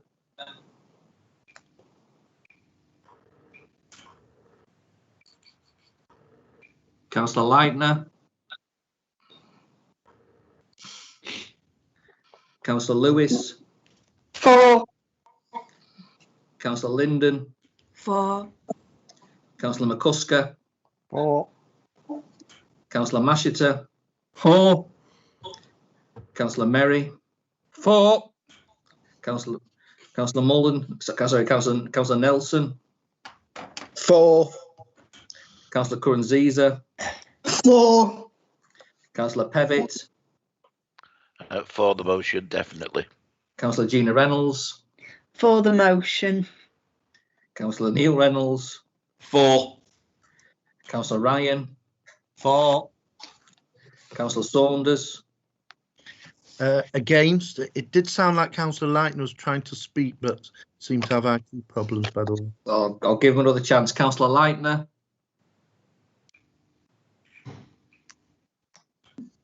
no. Councillor Sharp, Councillor Turner, I'm definitely against it. Councillor Wade, For. Councillor Walker, For. Councillor Joan Walsh, For. Councillor John Walsh, For. Councillor Ward, Against. Councillor Warmisham, Unquestionably for. Councillor Weir, For the motion. and Councillor Wilson. For. I declare you. that motion carried. Wonderful. Before we go to our break, I think we need to go back to item 8, Audit and Accounts Committee Annual Report. I've had several calls for a named vote on this agenda item, so can we start that? Excuse me, yeah? Chair. It wasn't item 8, audit and accounts. It was item Item 9, the local plan. I beg your pardon, item 9. So again, Mr. Ralph, can you conduct a roll call on the vote? Yeah, this is for the for or against the Salford local plan. Yes. Can I just ask as a matter of information, the city solicitor, her ruling on this, the vote had been taken. Those of us who were against registered that. I didn't really think you could actually take the vote again. Yeah. Rule 19(4) of the Council Procedure Rules provides that if 3 members present at the meeting demand it, the names for and against the motion or amendment or abstaining from voting will be taken down and in writing and entered into the minutes. Sorry, that has to be before the vote is taken. The vote's already been taken. The timing is a bit unclear from the chat, and the fact that we're in a virtual meeting, I think it's caused some ambiguity. So as for a point of clarification, I was suggesting that we should have a recorded vote so there was no ambiguity. I'm quite happy with that, Mr. Mayor. It's just that it didn't seem to me to be the correct procedure, but I'm happy to have a name vote. Thank you, Councillor Garrido. Can we have a name vote then, Mr. Ralph? Yep. City Mayor. For the recommendations. Councillor Antrobus. Councillor Antrobus, Councillor August, 4. Councillor Bailey, 4. Councillor Barnes, 4. Councillor Bellamy, Councillor Bentham, For the motion. Councillor Boschel, 4. Councillor Brocklehurst, 4. Councillor Brooks, 4. Councillor Birch, 4. Councillor Kamel, 4. Councillor Clark, Against. Councillor Cohen, 4. Councillor Collinson, Against. Councillor Critchley, 4. Councillor Dawson, For the motion. Councillor Dickman, In favour. Councillor Edwards, For the motion. Councillor Fletcher, For the motion.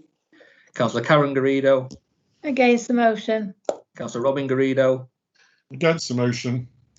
Councillor Goulden, Against the motion. Councillor Hamilton, For the motion. Councillor Hesling, 4. Councillor Hines, 4. Councillor Humphreys, 4. Councillor Jolly, 4. Councillor Jones, 4. Councillor Kelly, Councillor King, For the motion. Councillor Lancaster, 4. Councillor Leitner, Against. Councillor Lewis, 4. Councillor Linden, 4. Councillor McCusker, 4. Councillor Mashita, 4. Councillor Merry, Councillor Merry, 4. Councillor Nelson, 4. Councillor Curran-Ziza, 4. Councillor Pevitt, For the motion. Councillor Gina Reynolds, 4. Councillor Neil Reynolds, For the motion. Councillor Ryan, 4. Councillor Saunders, Against. Councillor Turner, Against. Councillor Wade, 4. Councillor Walker, 4. Councillor Joan Walsh, 4. Councillor John Walsh, 4. Councillor Ward, Against. Councillor Warmisham, 4. Councillor Weir, 4. and Councillor Wilson. Abstain. I think it's safe to say then we'll come back and we've noted our agreement and recognition of the motion, but the report. Can I just now say that, Chair, sorry, as we who's next and what have we done? As we had a roll call, can we have the figures, please? Oh, right. Can we have the figures, please, and let's put it to bed. Mr. Ralph, can you tell us?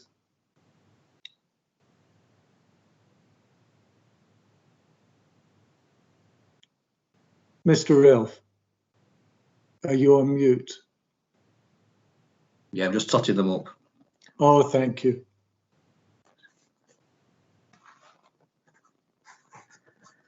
Just for first count, I can't guarantee it's totally correct, but there's 41 in favour and 9 against.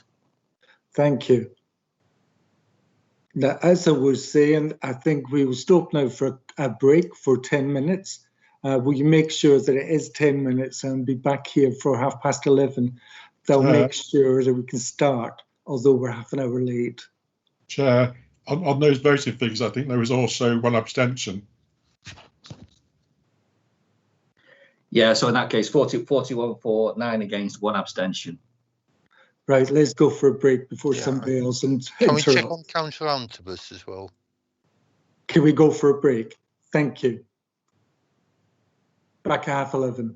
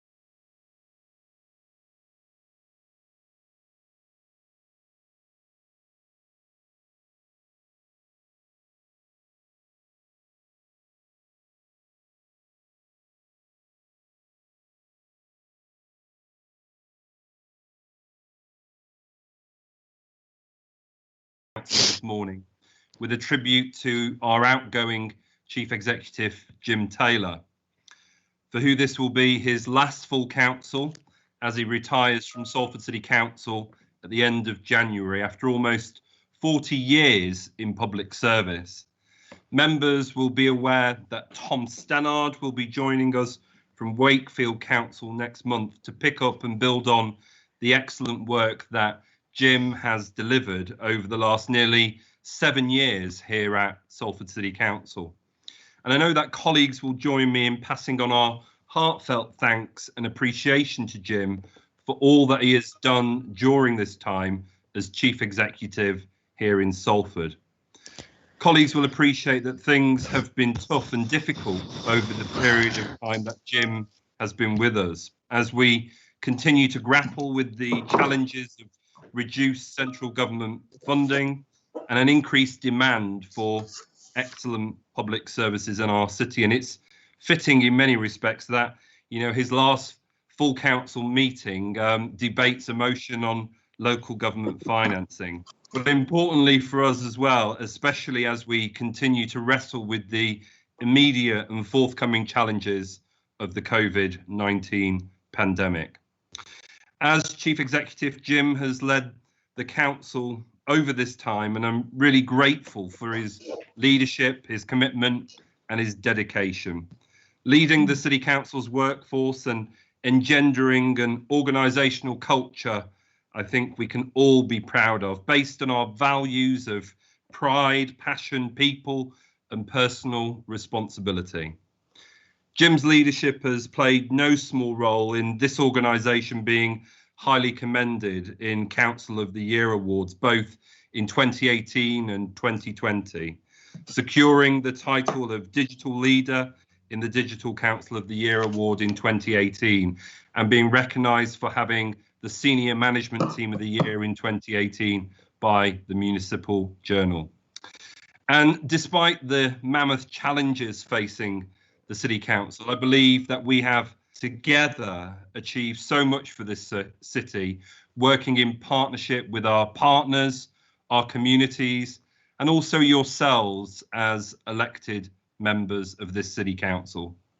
We've had our approach to leadership recognised. We've established our own housing company, Derive, to build truly affordable housing. We've tackled digital exclusion and been recognised nationally as Digital Council of the Year. We've also undertaken pioneering work to work on a Poverty Truth Commission, informing policy and practice in the city and undertaking that work in a co-produced way. We've also worked to transform health and care across the city with the creation of the first integrated care organisation. And prior to COVID-19 pandemic, our economic projections over the next 2 decades forecast for Salford is to experience the fastest percentage growth in Greater Manchester, with our local economy expected to grow by over 46%, with £3 billion worth of growth and employment levels set to increase by 16% in the next 20 years. There are now almost 13,000 businesses trading in the city of Salford. The city's business base has grown by over 5,000 companies since 2010. Having known Jim and having got to know him over the past nearly 7 years he's been with us, I know that he'll be exceptionally embarrassed by this attention at full council today. Yesterday, Jim also celebrated an important birthday, and he was still working for Salford City Council all throughout the day. Jim, for me, in many respects, epitomises the quintessential public servant, quietly and persistently working to deliver on the political policy priorities, moving things forward, whilst at the same time engendering a value-based and pragmatic organisational culture.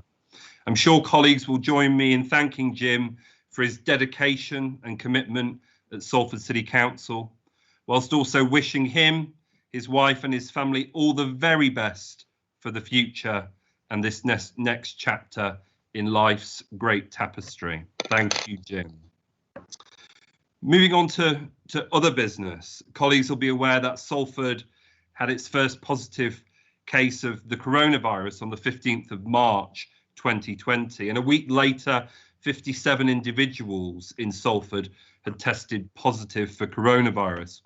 To date, there's been 18,268 cases of COVID in Salford, and the latest transmission rate for Salford is 392.5 rate per 100,000 in the last 7 days.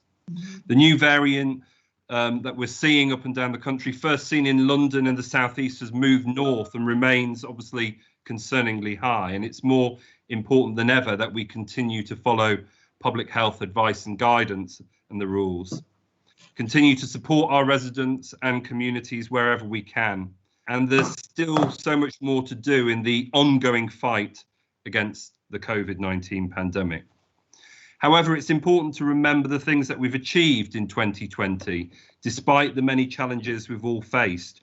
We've worked together as one team to deliver our essential services to the people of Salford and continue to demonstrate the spirit of Salford in all that we did. And it's important to acknowledge that there is sight and optimism for the future, which starts with the vaccines and a pathway to control the virus. I'm very humbled and I'm very proud of all of our frontline staff across the NHS, CCG, GP practices, the City Council, Public Health, and also importantly our community and voluntary sector, and also our communities themselves, mutually supporting each other and looking after our residents in the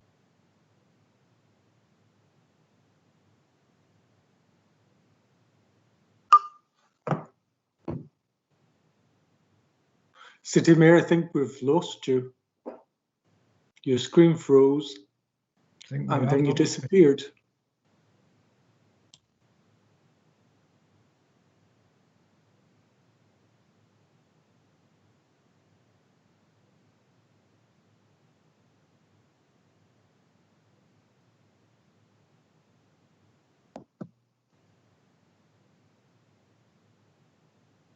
I'm sorry, City Mayor, are you there?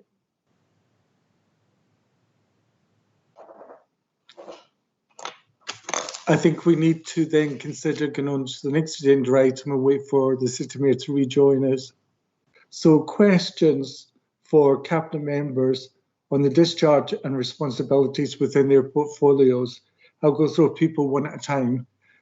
Councillor Kelly, Tracy Kelly. Yep, I've got one. Councillor Pavitt. Councillor Kelly's not present today. Okay. Is anybody standing in for Councillor Kelly at today's meeting? Could I advise those people that have questions for Councillor Kelly then to make them in writing and draw it to her attention, either by email or by letter? Thank you. Thank you. Councillor John Merry, any questions?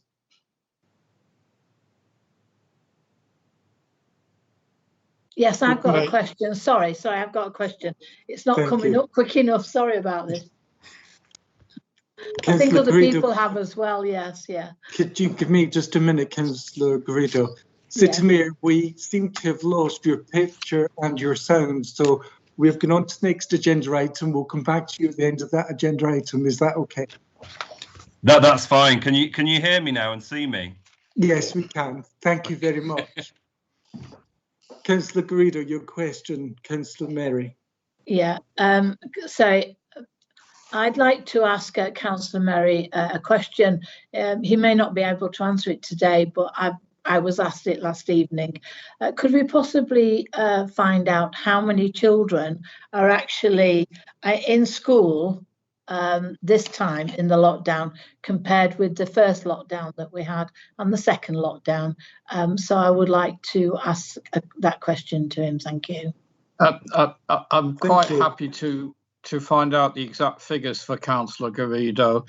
I will say that I don't think the government has done us any favour with the massive extension of key workers. John, that's not the question I asked you. I don't need a diatribe. I just want to know how many children? Thank Right, you. well, with all due respect, Councillor Garrido, I'm entitled to answer the question in my own way. I'm explaining why these figures will be higher this time round. So I'm sorry if you don't want to hear the facts, but I'm going to give you them anyway. The fact is that because of a massive extension in the number of key workers who can come into schools, there has been an increase, and it is causing stresses and strains in terms of trying to keep the schools going. And we've written to the Secretary of State to make that clear, but I will find out the exact figures for you. Thank you. Councillor Collinson, you have a question. Thank you, Chair. It's a question for Councillor Murray, please. Thank you. In Salford, it is estimated that approximately 4,300 young people are still without devices and laptops. I understand that Salford took delivery of 1,923 laptops at the beginning of lockdown. Well, I think it was probably around about May, actually, last year. And I believe that most, if not all of them, have been delivered to those children who have social workers. The government on the 12th of January announced that a further 300,000 laptops and tablets would be made available to help disadvantaged children and young people learn from home, which means actually that so far over 700,000 laptops and tablets have already been delivered to schools. Schools that are yet to order devices can still do so. So my actual question is, why are we approaching charities who will no doubt be struggling themselves because of the pandemic to donate when the laptops and tablets are readily available from the government? Thank you. Well, the answer is that they're not readily available from the government. Although they've made those commitments to those figures, they don't cover all the children that are unable to access laptops. I'm very pleased that Booth's Charities have decided to make a contribution towards that. I would have thought that Councillor Collinson would want to welcome the efforts that we're making to make sure that every child has access to a laptop. Thank you, Councillor Lewis.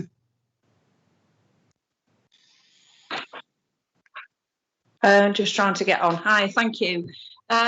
Just first of all, because of what Councillor Collinson said, just, you know, as a governor on 2 boards, and having listened to the issues that there are around technology, I just say that, you know, even if you gave every child a computer, which we are very far from, there are different issues within families. And I just wanted to give you one example that I heard as Governor Board meeting last week, where actually there were 9 children within that household. So actually trying to do live lessons would be an impossibility in that household. So there are many, many ways in which children are disadvantaged, not only the technology, but the technology itself actually puts other barriers up in some instances. What I just wanted to say was to Councillor Murray, I'm sure you're as pleased as I am that we're going back to the voucher system after the appalling, absolutely appalling boxes of food that were delivered. I won't go into that. I'm sure everybody's seen the pictures. One thing I did hear, though, around all those discussions that were had in many places around the how we feed children on free school meals, was that in Scotland they're giving money directly to the families. They're not insulting them with vouchers. So we've had a step in the right direction, but there's still a long way to go yet, as far as I'm concerned. And I wondered if there's anything that you think that we can do to try and pressure this government to try and get the same position as they have in Scotland. Thank you. Well, I share Councillor Lewis's concern about the quality of what was provided in the private sector. If I might make a distinction between those schools that were using Chartwell for the delivery of their food parcels and those that were using Citywide, I've had nothing but praise for the food parcels that Citywide have been providing to these particular cases, and if only every school was using Citywide, we'd probably be in a better position. However, whilst I would like to go beyond the vouchers, I think it's probably I probably might be considered by the opposition to have been a bit too churlish about the government already. So I would welcome the Damascus-like conversion to the idea of at least providing vouchers rather than relying on the private sector to do the job for them. So let's be grateful for small mercies at the moment, Councillor Lewis. Whilst I would like to go further, I think it's a step in the right direction. Thank you. Any questions or comments for Councillor Bushell? No. Councillor Hines? Any questions or comments for Councillor Lancaster? Sorry, Chair, it's Councillor Hines. There's questions for Councillor Hines. So Karen Garrido first, please. Right, I don't have a record of them. Oh. Councillor Garrido. Thank you. Sorry, it's a bit, we're going a bit quick because to get the question up right, you don't know which one it's for. So mine is for Councillor Hines. Thank you. Can I just ask Councillor Hines, if at all possible, whether the figures that Councillor Turner gave in his reply are right or wrong? I mean, are these the figures that's been given to this council during COVID? Councillor Hines, you want to respond? Chair, I didn't have time when Councillor Turner was quoting all those figures, but what I can do to Councillor Garrido is send her exactly, and I have been doing, we have been sending figures out, and I've reported on numerous occasions what we're doing, but what I will do is send Councillor Garrido the absolute update on the figures that monies that we've received, both as from the council and as the conduit to businesses. Can I thank Councillor Hines for that? These figures were actually given to overview and scrutiny that was quoted. So I presume at the next overview and scrutiny we will be getting an up-to-date figure. Thank you very much. I'm not saying that Councillor Turner was wrong. I didn't have time to write them all down as he was speaking. Thank you. Now I've got a Councillor predictive text, but I don't know him. So, do you have any more questions? No? Okay, then Councillor Lancaster, any questions or comments? Chair, my chat stopped working. I do have a question. To who, Councillor Garrido? Councillor Lancaster. Thank you. Councillor Garrido, do you want to ask your question? Yes, thank you. First of all, thank you, Councillor Lancaster, for the report which you sent out, which was very useful. And can I just refer to one particular section of the report, which is in relation to compliance and enforcement. First of all, thank you for the opportunity to chat with you the other day about various matters concerning this. But I really just wanted to emphasise today the problems that we are seeing. I'm sure it happens in other areas, but particularly in Worsley and Boostown, with enforcement and with people actually abiding by the rules in terms of keeping social distance, wearing a mask, etc., etc. We've seen quite large groups of people over the last few weeks, particularly around Worsley and also on Booth Hall Way in Boostown. And whilst I appreciate the fact that there is obviously limited staff available, certainly I don't seem to have seen as much enforcement in the area as I think it requires. So can you give some assurance that you will do your utmost, I'm sure you will, to improve the enforcement and to try and cover areas such as Worsley and Boostown, which are suffering particularly with lack of enforcement, and that you will try and increase the enforcement in these areas? Thank you.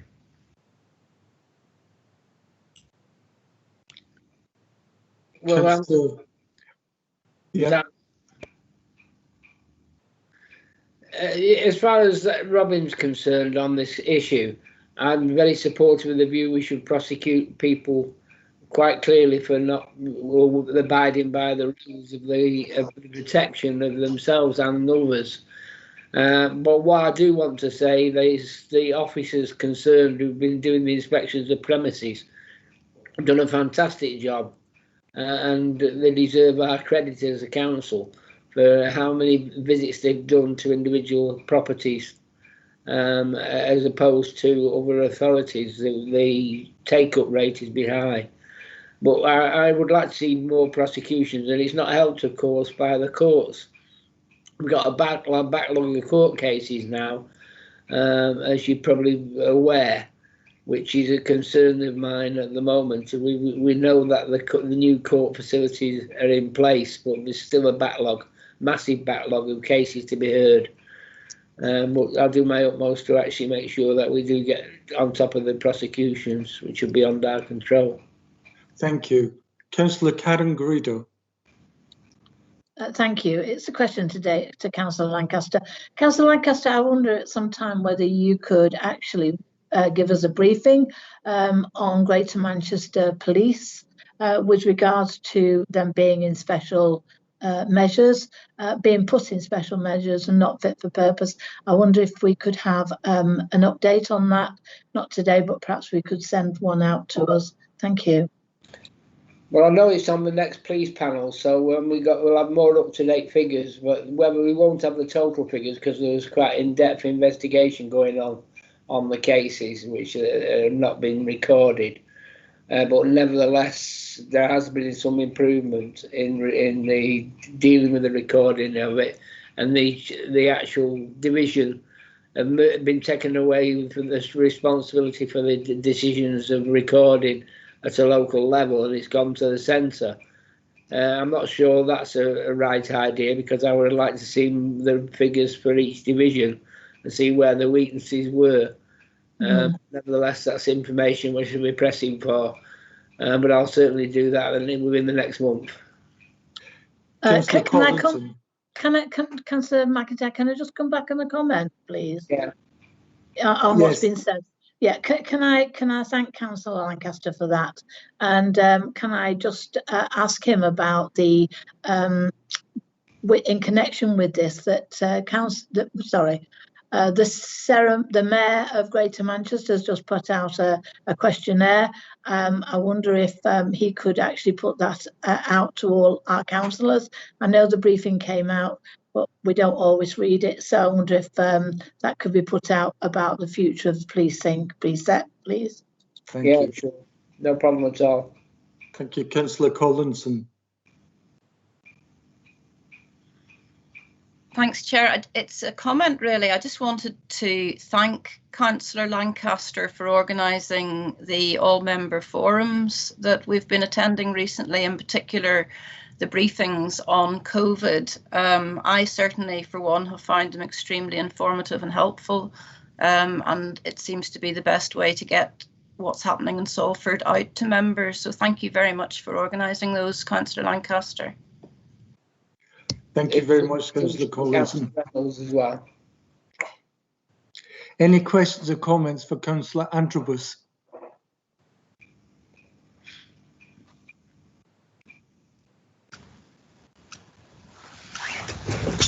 Councillor Antrobus. Sorry, Morning, Mayor. I just wondered if I could take this opportunity to place on record my thanks to the emergency services team who are currently dealing with the potential flood situation. We've got some very serious weather warnings and cold weather warnings at the same time. So there's a very complex situation emerging which our staff have to deal with. And I'm sure that the whole of the council would like to join me in thanking them for the way they've been so prepared.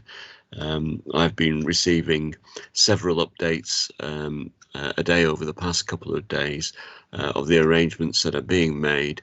The latest information that we have is that the Environment Agency predictions are that the flood basins will probably be used later this afternoon, but it looks as though, given the current projections, that they will not be overtopped, so that they will protect the properties. But can I take this opportunity also to urge everybody to keep alert, to watch out for the weather warnings, and to take appropriate action should things not turn out as we hope. Thanks for that, Councillor Antrobus. I know the wetlands is working. Thank you. Councillor Karen Garrido. Yes, I think it would be remiss of me not to ask Councillor Antrobus, right. I understand from the email that came out last night that this may be your last council meeting because you're stepping down as lead member of in charge of planning. So I just wanted to say, if it is your last meeting, can I say all the very best for the future?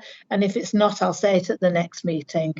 You and I have clashed on a number of occasions, but I hope that we still remain friends out of this council chamber, because politics are one thing and life is another. Thank you, Councillor Garrido. Any more questions, any more comments for Councillor Lancaster? Councillor Antrobus, I've not gone yet. No, just to say thank you very much to Karen. I'm still going to be around, and I hope to be at the next council meeting. But I look forward to meeting Karen as we did recently on the bridge at Worsley. Wonderful, thank you. Any questions or comments for Councillor Gina Reynolds? Chair, sorry. Councillor Hesling. Sorry, was that the city solicitor that came in? Can we hear the city solicitor first, Councillor Hesling? Sorry. No, sorry, Chair, it wasn't. It was Michelle. It was me, Michelle. Just to say, Councillor Hesling has a question. Thank you. Wonderful. Thank you, Councillor Hesling. Thank you, Chair. Over the last month, we've seen our amazing staff step up to roll out the vaccine to communities across Salford, with over 20,000 people now vaccinated at the start of this week. However, we've also heard from staff about the challenges that they have faced in delivering this programme, particularly in relation to the lack of notice about when vaccine will be received. We've been told that vaccine is turning up with no or very little notice, and that agreed schedules can be changed numerous times before delivery. This is making the staff's job extremely difficult and obviously has knock-on effects for residents who have then had appointments rearranged. What should the government be doing to put this right, and how can they give us more support to ensure that our staff are able to plan the vaccine rollout as efficiently as possible? Thank you. Thanks, Councillor Hesling. I'm actually going to pass this one on to my executive support, Councillor Jim Kamal. And the reason is Jim's been very, very helpful. I'd like to thank him for all his assistance in the past week on the vaccination programme. And he's been at the helm with this. So I think Jim is best placed to answer the question today. Thanks. Thank you. Councillor Kamal. Thank you, Chair. Thank you, Councillor Hesling, for the question, and Councillor Reynolds. I want to join you in thanking all of those involved in vaccinating the citizens of our city for their exceptional hard work in getting people vaccinated as quickly as possible. The Salford Primary Care Together Chief Executive is the Senior Responsible Officer for rolling out COVID-19 vaccinations in Salford, working with the GP practices, Salford Clinical Commissioning Group, Salford's Care Organisation, along with military support too. These are all proudly supported by our own public health colleagues at Salford City Council, while Salford Royal Foundation Trust are responsible for the vaccinations taking place at the hospital. There are also many other charities, community groups and volunteers, including some of our own councillors, who have been supporting the rollout of vaccinations by doing tasks such as marshalling, cleaning, helping with transport, and even helping people book their appointments online to help keep the phone lines free for those that have no internet access. So thank you to each and every one of them. The mass vaccination centre at the Etihad in Manchester is being run by NHS England, and the systems between the national centre and our local community programme are not integrated. This can cause confusion for residents. Some people are committing to make long and difficult journeys, sometimes on public transport, or paying out for expensive taxi rides, and then just a few days later finding out they could have got vaccinated locally. Whilst we want every resident in Salford to be vaccinated as soon as possible, we do not want people to have to go to extreme lengths to do so, when there could be a more convenient and safer option for them. Housebound and clinically vulnerable people will also be visited in their homes, with hundreds of people across the city having already received their first jab at home. And also care home residents will all have been offered the vaccine by this Sunday within their care home. So my first ask of the government would be to link the national and local systems up and to streamline the communications so that residents are aware of all the options available to them, the national centre and the local community hubs. We would never tell people not to go to the national centre. If it's your first option and you can get there to get vaccinated safely and comfortably within your means, then please do so. I attend the Health Protection Board and other weekly meetings with our public health colleagues, where we get regular updates from the vaccination team. The biggest issue that they experience by far is around the delivery of the vaccines to Salford.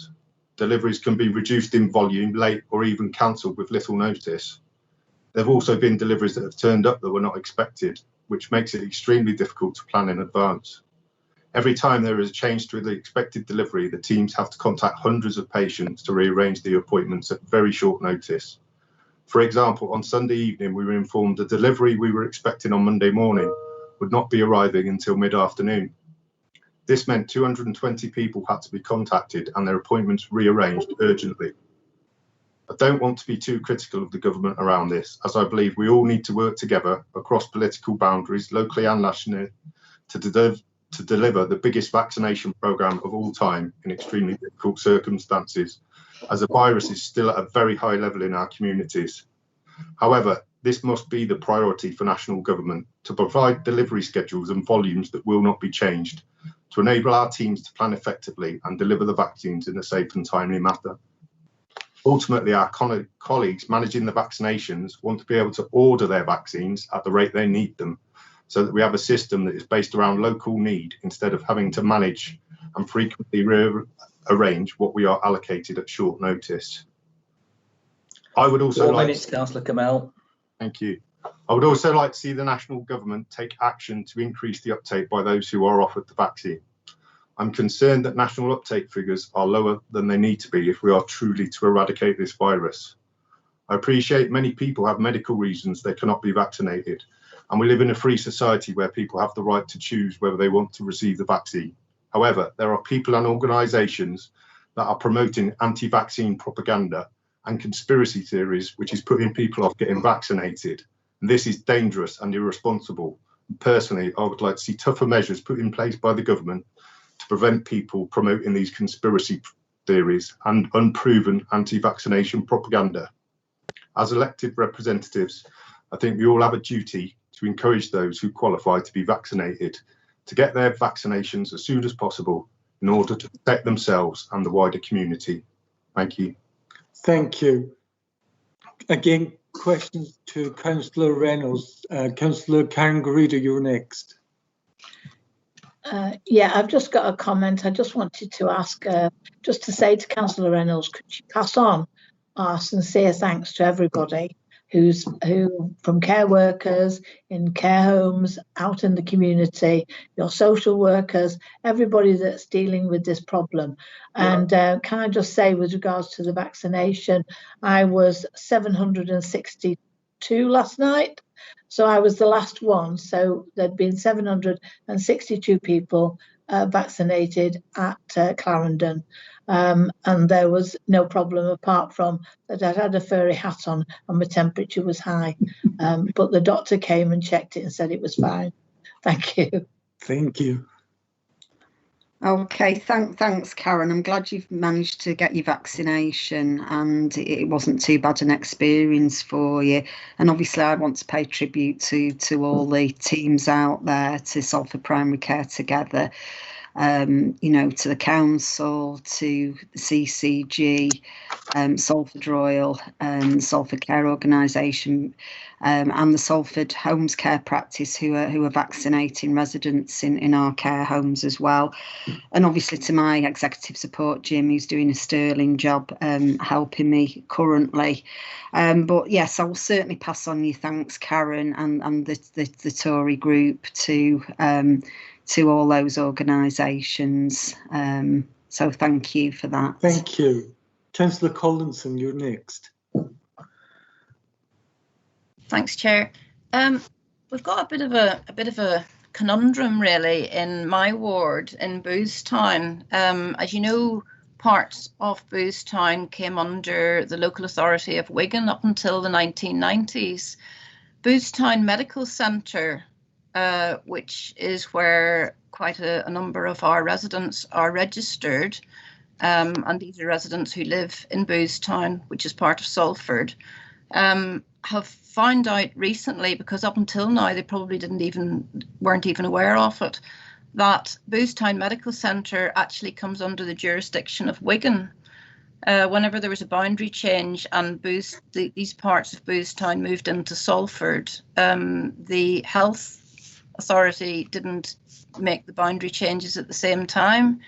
And Lance Gardner and Tom Tasker are aware of this, Gina, but I'm just wondering if there's anything that you can do to try and rectify this situation. I mean, this probably would never even have come to our attention, except that some residents who are aware of what's happening with the vaccination programme in Salford have been confused because they think because they live in Salford that they should have been called by Salford for their vaccinations. And in fact, they actually come under Wigan because they're registered with a medical practice that still comes under Wigan local authority. Thanks.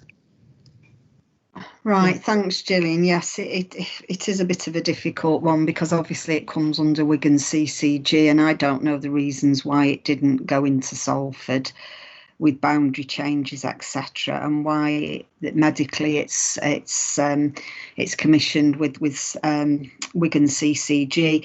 Lance Gardner, who's obviously the senior responsible officer for the vaccination programme with Salford Primary Care Together, and Tom Tasker, the chair of Salford CCG, are going to have a conversation with Wigan to see what can be done.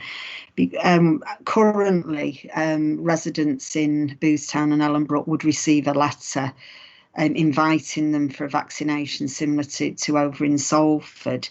I think there's a vaccination centre in Lee. I don't know whether there's anything nearer in Wigan. I'm not that au fait, I have to say, with the Wigan local authority for where they're putting, you know, their vaccination centres currently. So they would receive a letter and be invited. But clearly, you know, it would be more beneficial to them for those people to have it done locally in Salford. So they're going to look into it. I do know that some of the housebound residents have been done because the housebound programme has started, and some of the extremely vulnerable, I know, were done. And I think that potentially it just sort of happened. They were going out doing people in that area that were registered with GP practices, and then inadvertently some that were registered with this practice got done in the mix, which is good. But going forward, we will certainly have a look at it. I mean, I don't have powers obviously over Wigan CCG. All we can do is have a conversation with them and see what we can do, Gillian.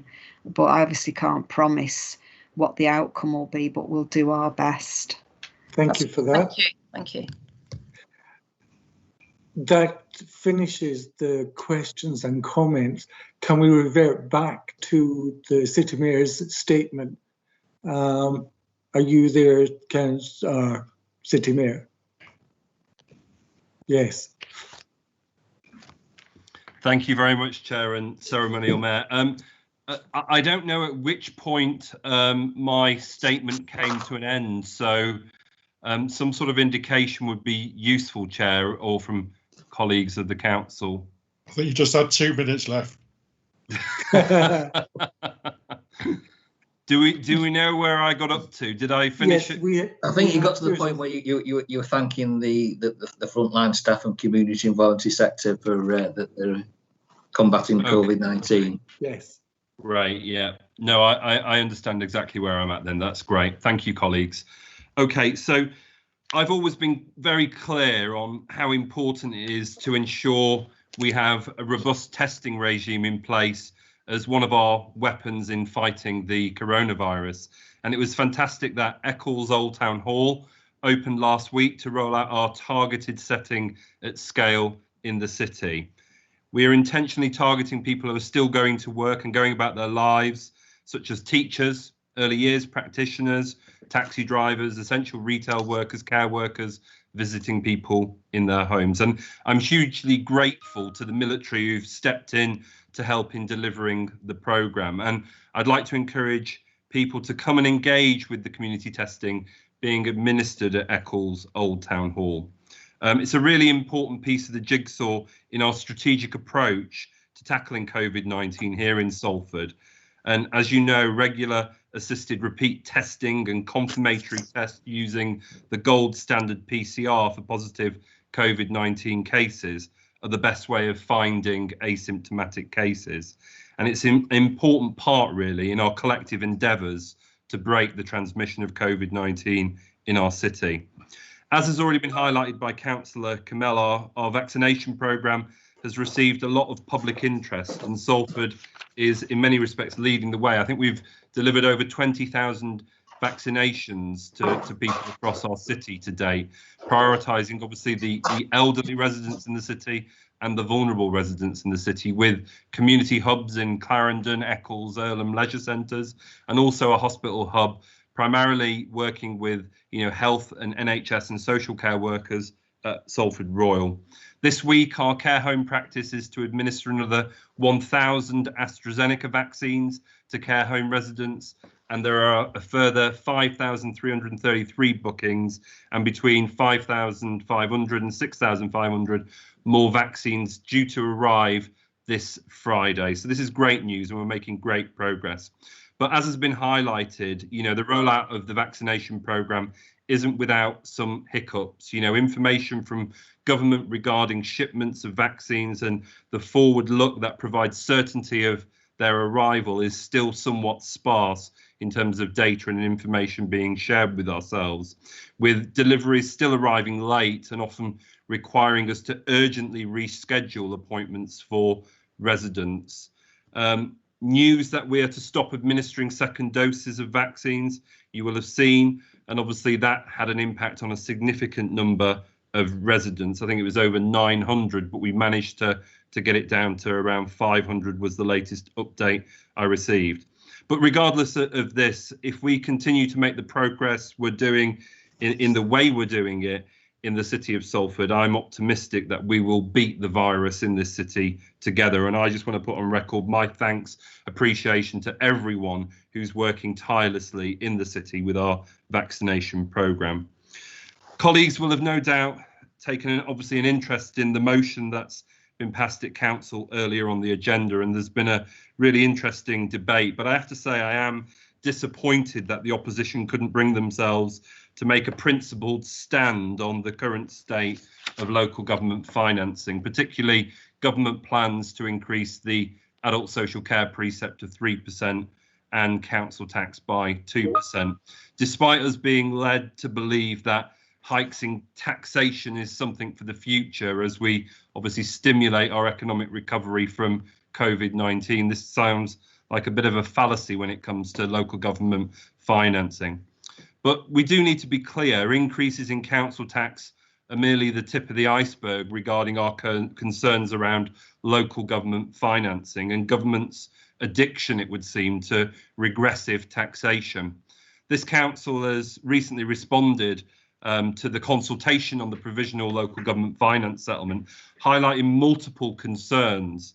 Since 2015, government assumptions on council tax increases to Salford's budget, which includes increases to the base as well as council tax hikes, have amounted to 41% overall, which has resulted in nearly 30% increase in rates.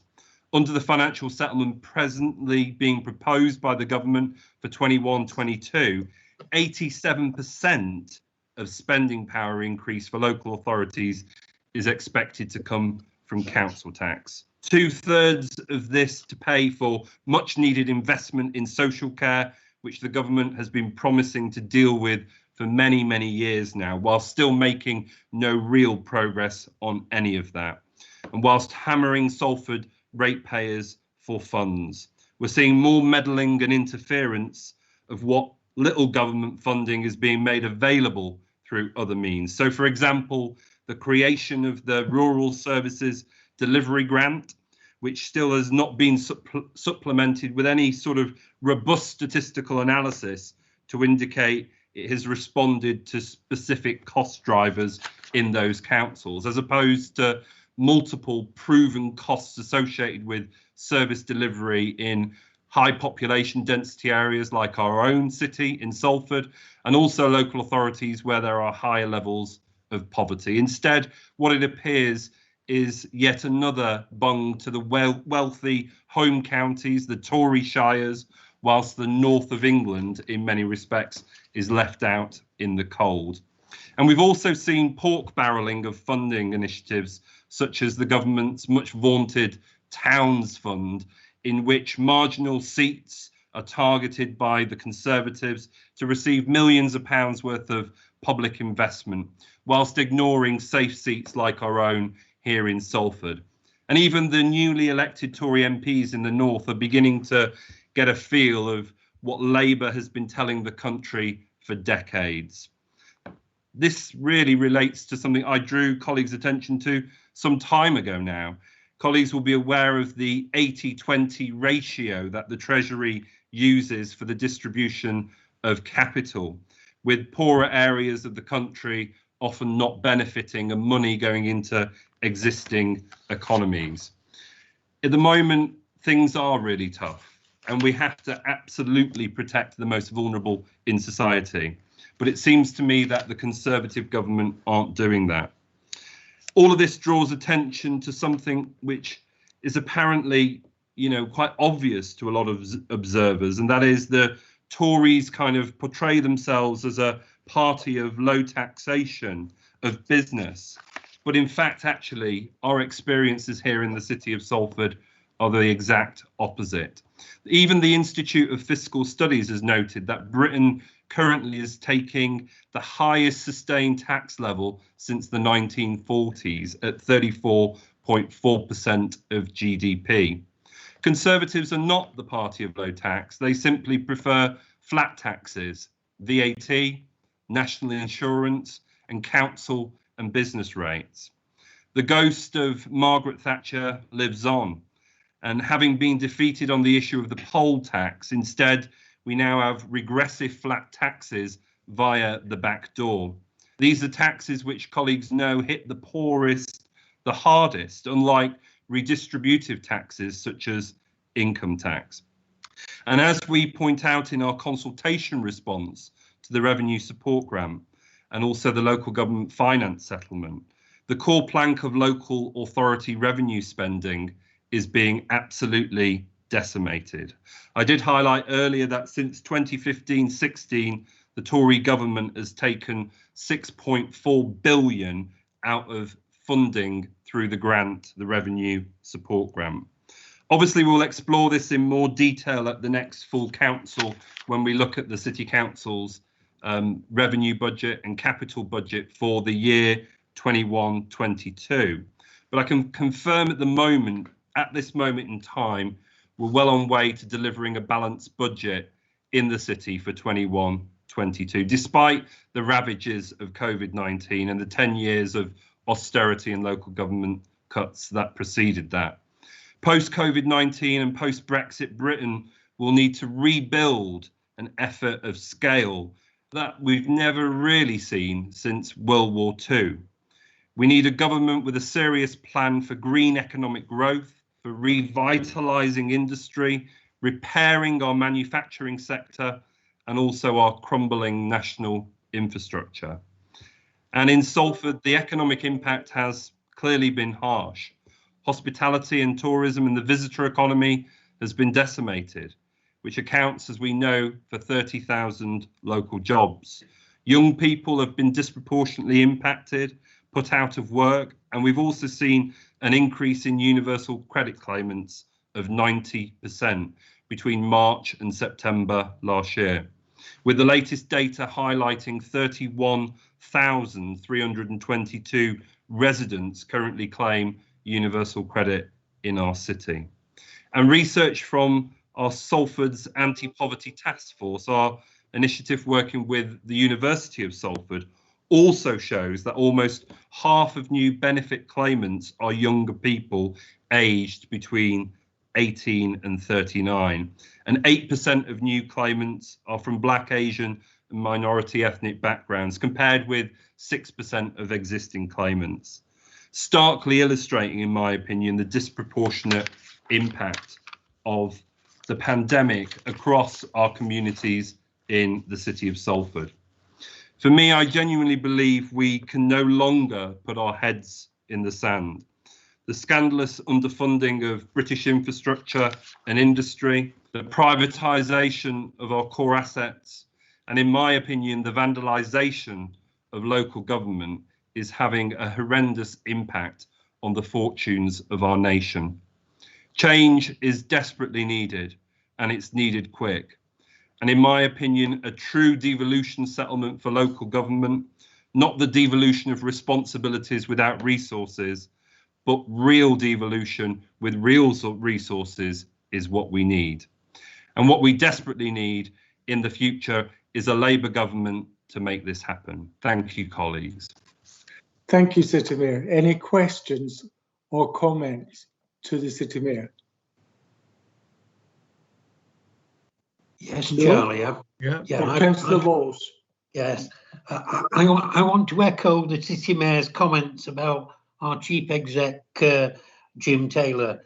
I wish I'd have thought of the phrase quintessential public servant. Yeah, but he has been. He's served the public for 40 years, and he's given us an A-star service. I believe, Jim, that in a previous life you were a head teacher, and when I was appointed to my first post as a head teacher, I read a book and it talked about the 3 A's of leadership: to be available, to be accessible, and to be approachable. And I think, Jim, you've been all of those whilst you've been in Salford, and I thank you very much for that. And just to conclude, I used to call you James Taylor, and as James Taylor, your friend or your namesake, would say, you've got a friend, and you've probably got many, many, many more friends in Salford. Thanks a million, Jim. You've been great. Thank you. Councillor Hines. Thank you, Chair. I just want a quick comment on Paul, who's elaborately explained our financial position, not only in his latest comments, but earlier on this morning, because it is really, really serious. And on our own, we can't carry on, really. It would be a massive, massive struggle. And obviously we will have a deeper discussion at next month's budget meeting as we go forward. Hopefully government do contend, and that's what the motion was about this morning, was government need to carry on supporting local government in the way that the setup is at the minute. And Paul, when he talked about we need to get our head out the sand, and people have got to realise and understand what's going on. I mean, I always remember a quote from Gramsci, who talks about history teaches us, but unfortunately we don't have any pupils, and that we've got to all learn from that. But then also, I'll finish with that, Chair, and I want to endorse what Paul has said and John Walsh said about Jim Taylor.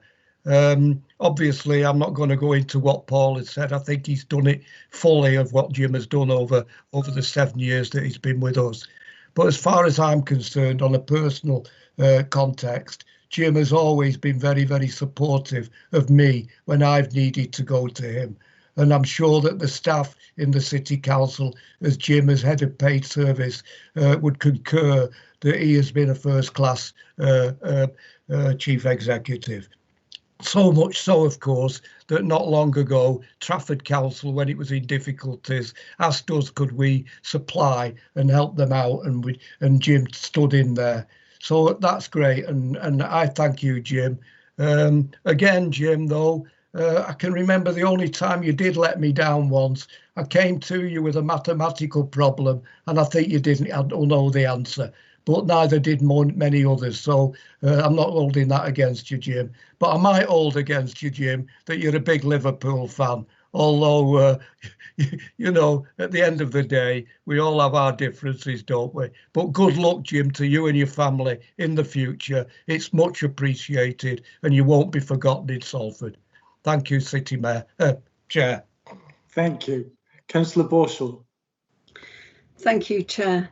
In December, we held a policy forum showing how COVID had impacted on poverty in Salford. As Councillor Hines has already said, we are already the 18th most deprived local authority in the country. We heard then that there'd been an additional 7,000 residents claiming universal credit that month, meaning they had 5 weeks with no money and possibly over the Christmas period. As the City Mayor said, 46% was aged between 18 and 39, so young people and young families. We've heard also a number of heartbreaking case studies, including Barbara. Barbara said, when you've got no bus fare, you've no food in your cupboards, and also if you've got children saying, Mum, can I have? Can I have? You can't feed them. And last Christmas was horrendous. We didn't have anything. It was the week before Christmas and we had our gas switched off. I'd tell the children to get into bed or ring my dad and say, can you have my daughter for the day? It just strips your dignity right away from you. I want to thank the City Mayor for speaking up to those residents today. Thank you, Councillor Borshall. Michelle, can you tell me who's next, please? Yes, I don't think there's anyone else on the list, Chair. Yeah. I think that was. I think it was me.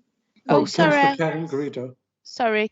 Yeah. Sorry. Yeah, I think it was me. I just want to make a couple of comments. And you know, I understand where Councillor Borshall has just come from, because I think it is a devastating effect, and few of us have been there before the COVID matter happened. But I just want to say to the Mayor, you know, you've gone on and on about it, but according to Andy Burnham, he's going to freeze the council tax to help his precept to help the residents in Salford. I wonder if you're going to do the same, because I think it would be helpful to people who are struggling, and people are struggling, and we have to accept that. But one of the things that I do, the other thing I want to say is, I get a bit fed up of you going on, City Mayor, about rural areas. Rural areas are not rich. Rural areas are suffering, and suffering as much as we are. In fact, probably a lot worse, because they're long distances between their farms and between their villages.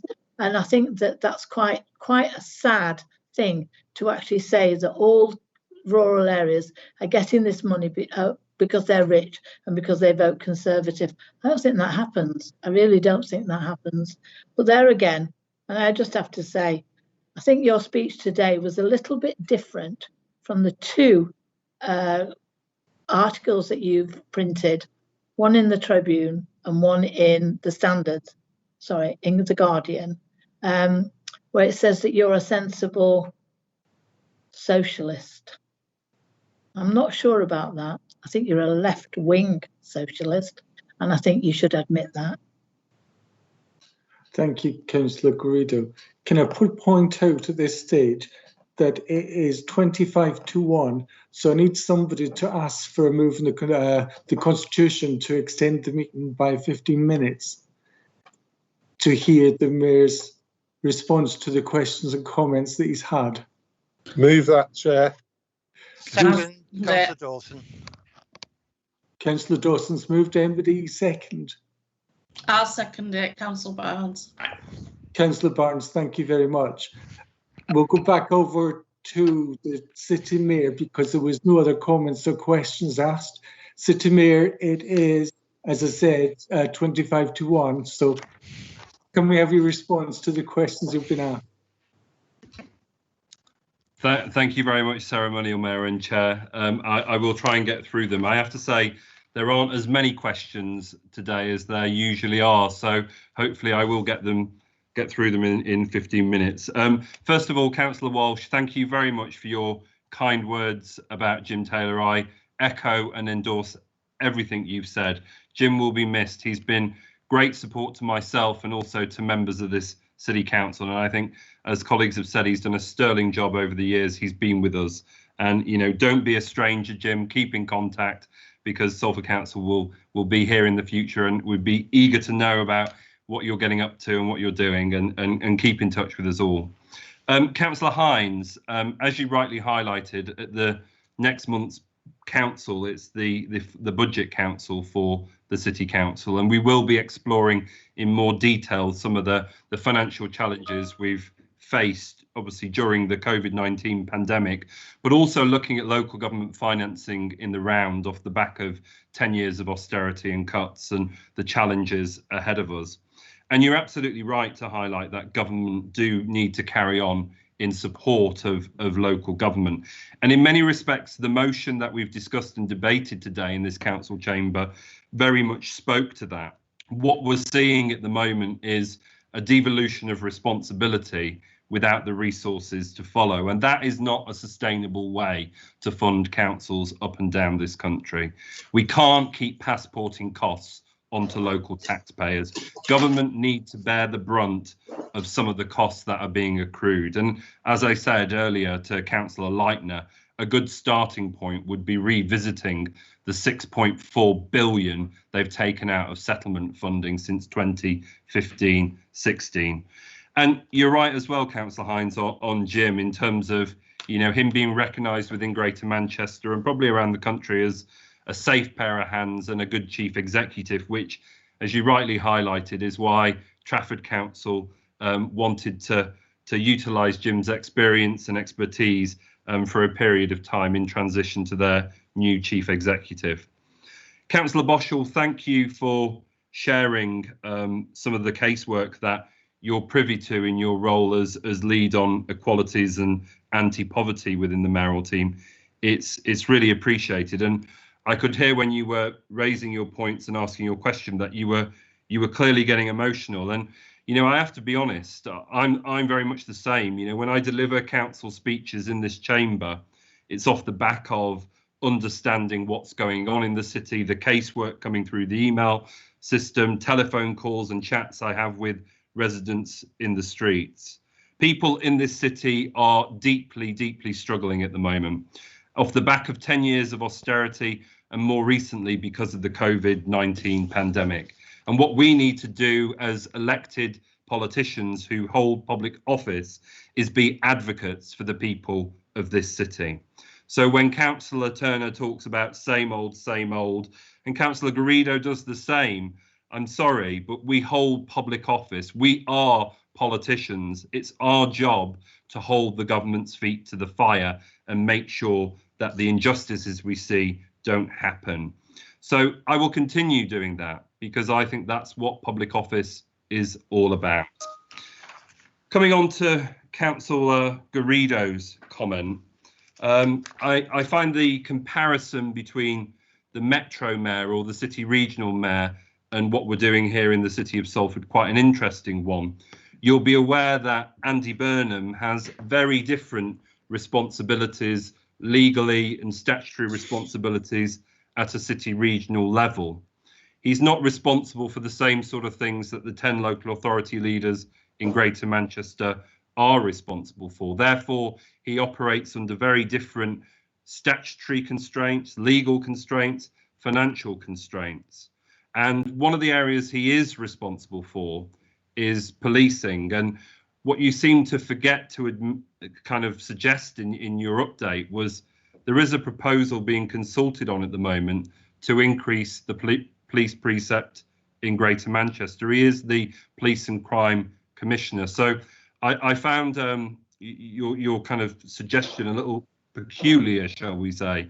I think what you were referring to was the mayoral precept that he can levy himself for the activities of his office and the combined authority, which, as you rightly pointed out, he's decided to freeze. Just to draw your attention to what government have assumed for councils in England, it's a 2% increase on council tax they've assumed, and it's a 3% increase on adult social care. You've already heard on the call today about numerous care workers in our city who are the front line, who are not being paid the uplift we've previously committed to as a council, and many of them not being paid the real living wage. I'd like to think that the Conservative opposition in this council believe that all of our care workers in the city should be paid the real living wage. Therefore, we are going to have to engage with whatever comes out of the provisional local government finance settlement. We've made our views known today. We've also submitted our submission as a council to the consultation, but let's wait and see what the Conservative government do in terms of properly financing local government. As I said earlier, if you come forward with the 6.4 billion you've raided from local government grant funding since 2015-16, then may I suggest we won't have to put up the council tax in the next financial year. We won't have to increase the adult social care precept in the next financial year. And then just to be clear on the point you made about rural services delivery grant, I think this goes to the heart of the issue, really. I was talking about what government have been doing centrally with regards to meddling with the formula to move money to rural councils in this country. And again, what you admitted to say, which is really tragic in my opinion, is that I was saying that whilst at the same time saying, well, what are the same government doing for levels of deprivation and poverty and urban local authorities like our own? That is what I was saying. I wasn't saying that they were just giving money to the rich and they were just giving money to areas that vote Conservative.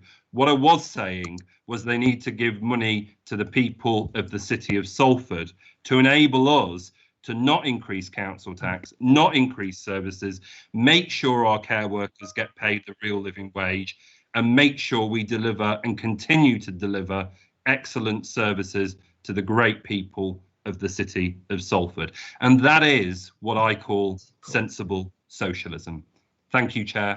Thank you, Ceremonial Mayor. Thank you, City Mayor.